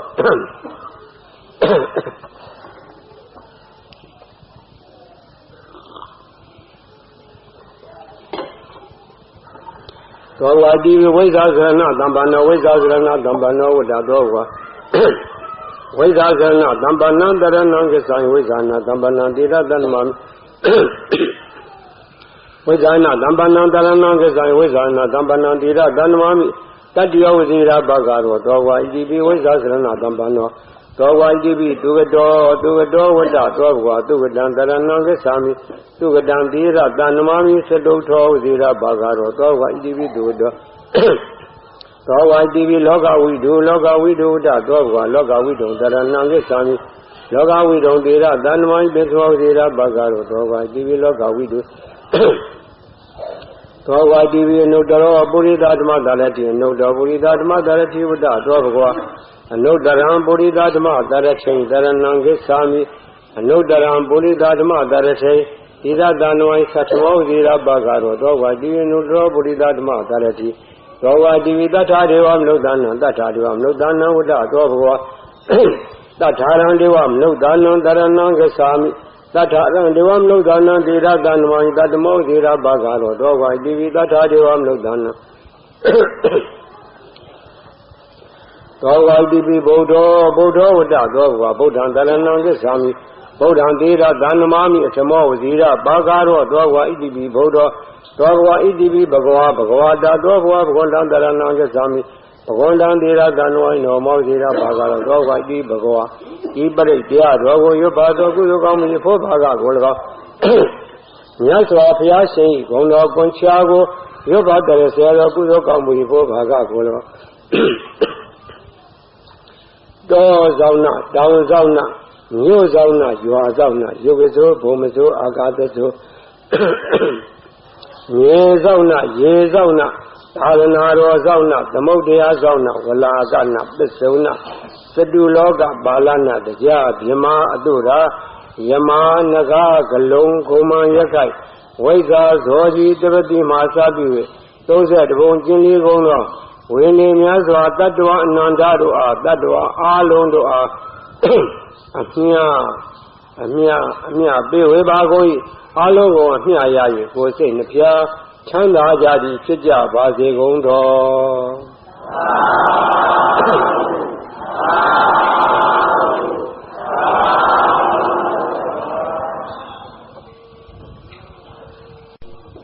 အမြဝေလိုက်ကြအမြဝေလိုက်ကြအမြဝေလိုက်ကြ